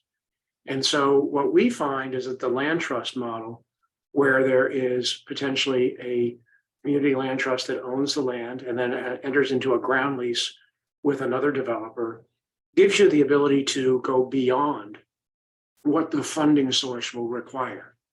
And there's often great opposition to say that, well, we can't make this rental property affordable for that period of time. The numbers don't work, but we certainly believe that there are opportunities to extend beyond the sort of what's become more common 50-year affordability period. We are unique in a sense that at least our initial land trust activities have centered on us having the land trust own properties where we are actually the ground lease end user as Rural Neighborhoods. So we are at that earliest stage, in contrast to Mandy's group, which is, has more than a decade experience in doing this. But having seen 400 rental units that we operated pre-Hurricane Andrew literally disappear overnight, resilience has been a long embedded characteristic of our work. And I think we heard this a little bit during some of the earlier presentations today, resilience measures are ever evolving in affordable housing. And they began with, building penetrations, doors and windows.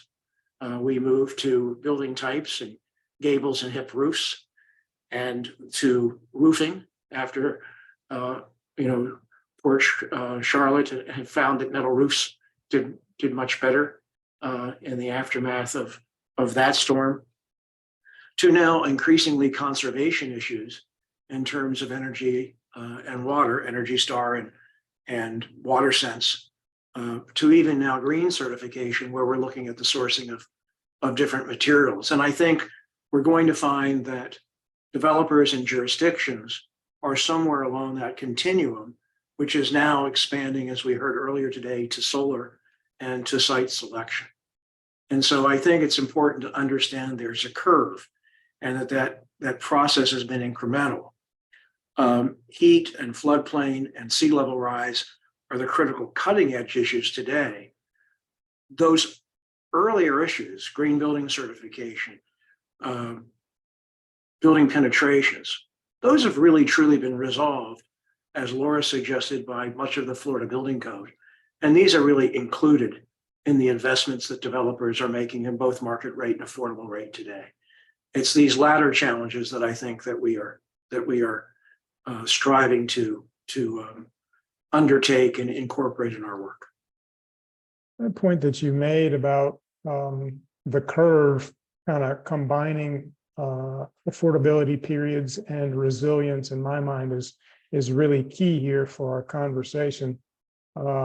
You made a lot of good points because, yes, local governments oftentimes do not have a long enough affordability period. But when it comes to, hey, we want this project to be affordable for 99 years, well, that's a long time. And when you build it, you might want to have some thought put into it, like Stephen's talking about.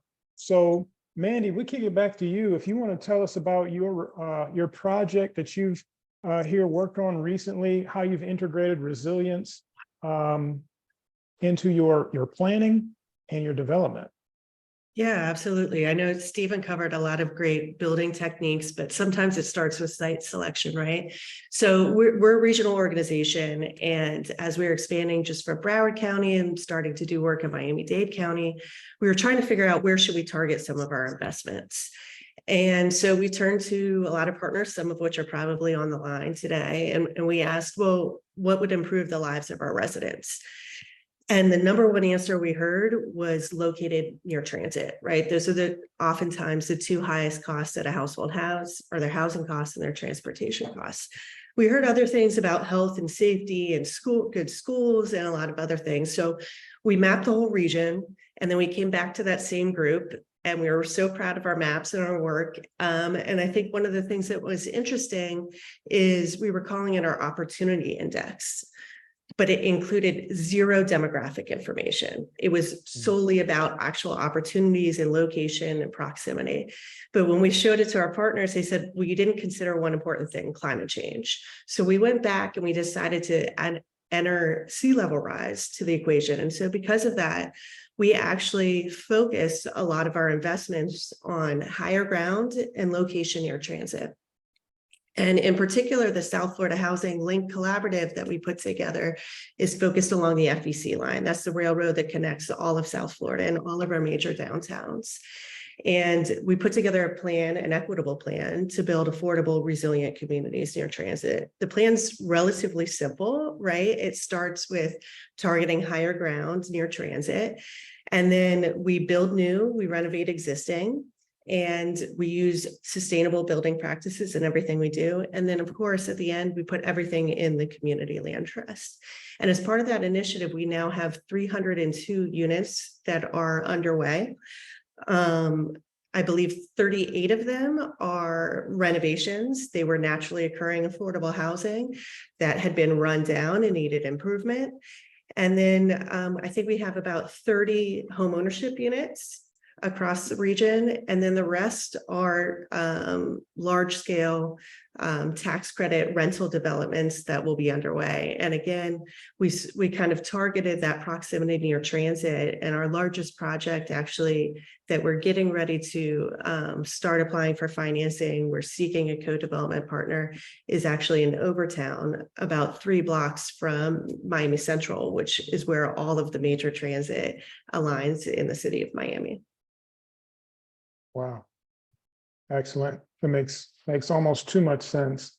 Mandy, thank you for that. Stephen, can you also talk about your recent work and provide a little bit more detail on some of the things that you mentioned earlier, and also include how you balance affordability objectives with your upfront investments?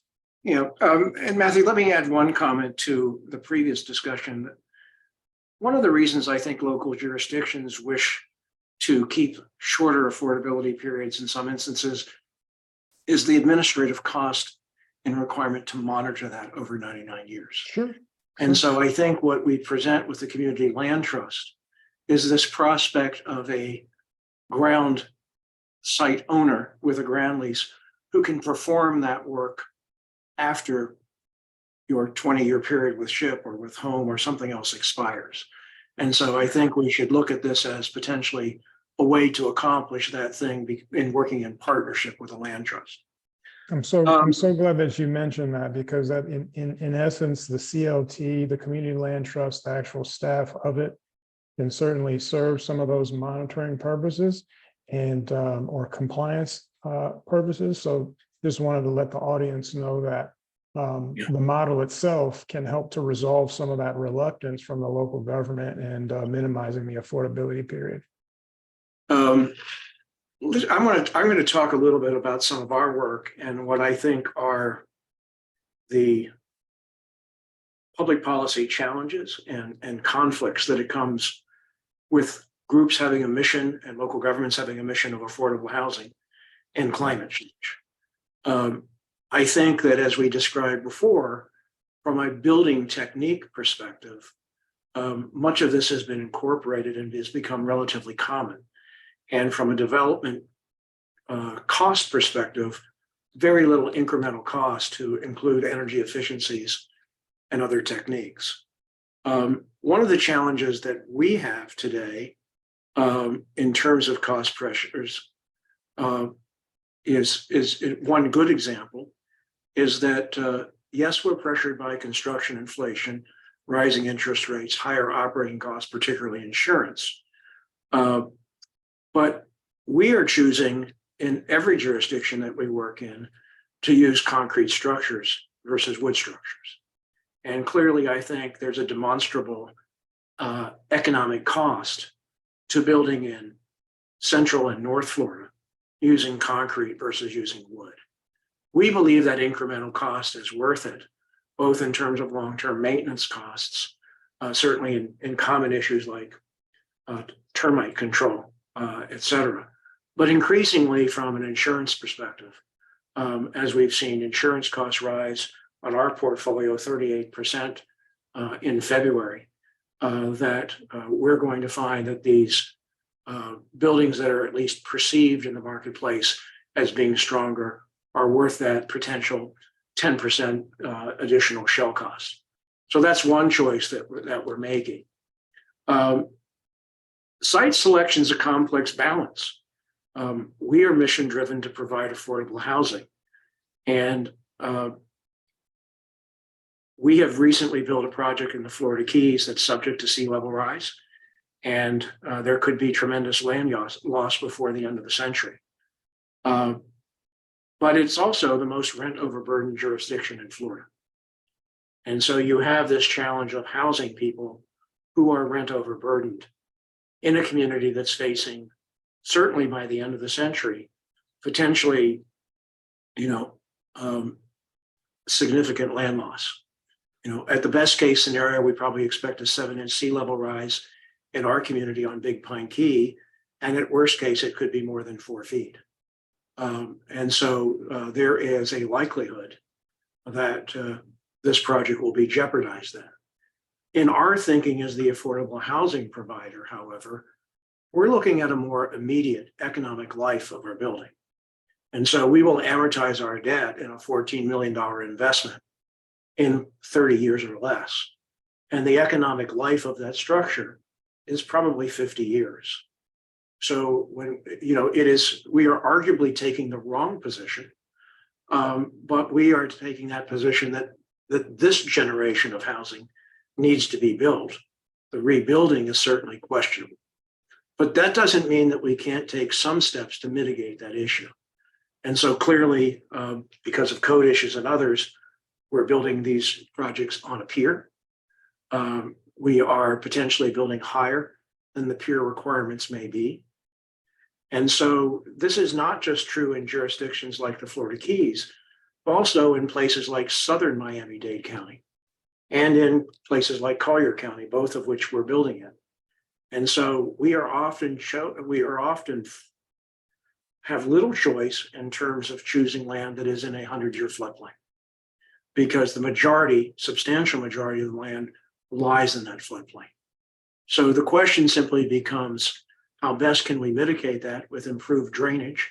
And in some instances, as we fill and build out of the floodplain, can we build to heights that exceed the code?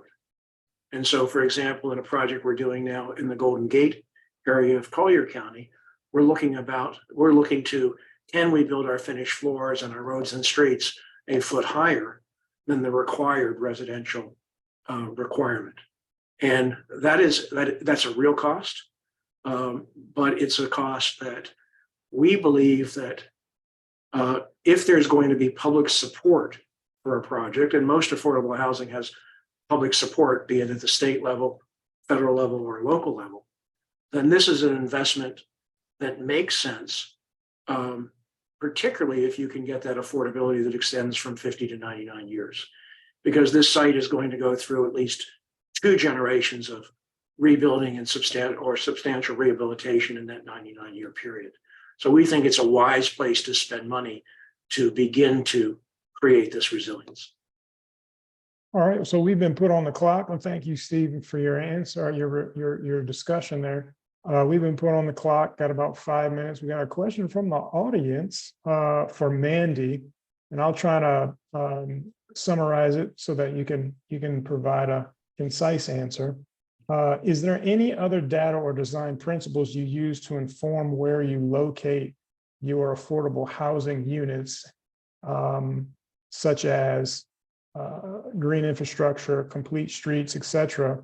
And are local governments helpful here? Yeah, a lot of pieces to that. So to start, yes, we did. We actually, when we started the purely academic mapping, we took into account a lot of different things, right? So we started with the FEC line, then we mapped 1/2 mile and 1 mile near those potential and current transit stations. And then within that mile radius, we mapped other areas that we thought would either be investment tools or possible tools that would lead other investors to come in and could lead to displacement. So things like opportunity zones, community redevelopment areas, and we overlaid that as another layer. Then we overlaid the sea level rise. I think we used 3 feet, that it must be above 3 feet to combat 3 feet of sea level rise. And then we started looking at parcel level data, and we overlaid what sites are publicly owned or owned by other nonprofits. And we kept overlaying different data layers like that so that we could find and locate some properties. We did make a push and requested some property from local government. In fact, it is moving through, but rather slowly. I think we put in the request 2, 3, 4, 5 years ago, and we're just starting to get contracts for those properties and parcels. But we have been asking local government to increasingly use public land for public good. We've also been applying to our local governments for funding. In fact, in Broward County, we're using their funding almost completely to acquire some of those existing buildings in portfolio. But the other thing we realized we had to do is, in the last couple of years, if we wanted to compete for land and buildings, we had to compete with every other investor on the market, right? So we had to have cash, right? So we thought all these partnerships or government agreements would look great. Oh, don't worry, we're getting the money at some point.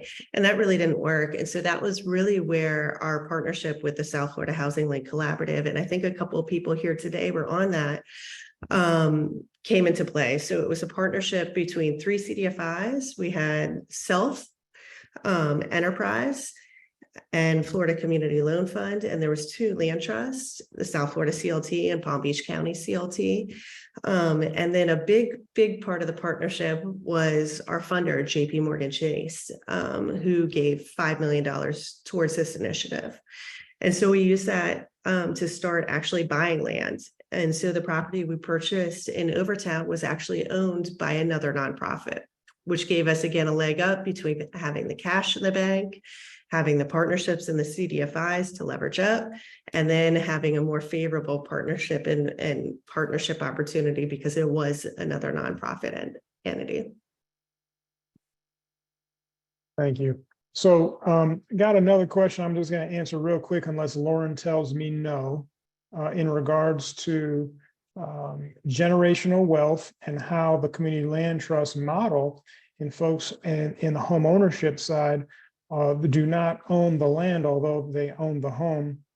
And I'll simply respond by the community land trust model for home ownership it should be thought of as an alternative to renting.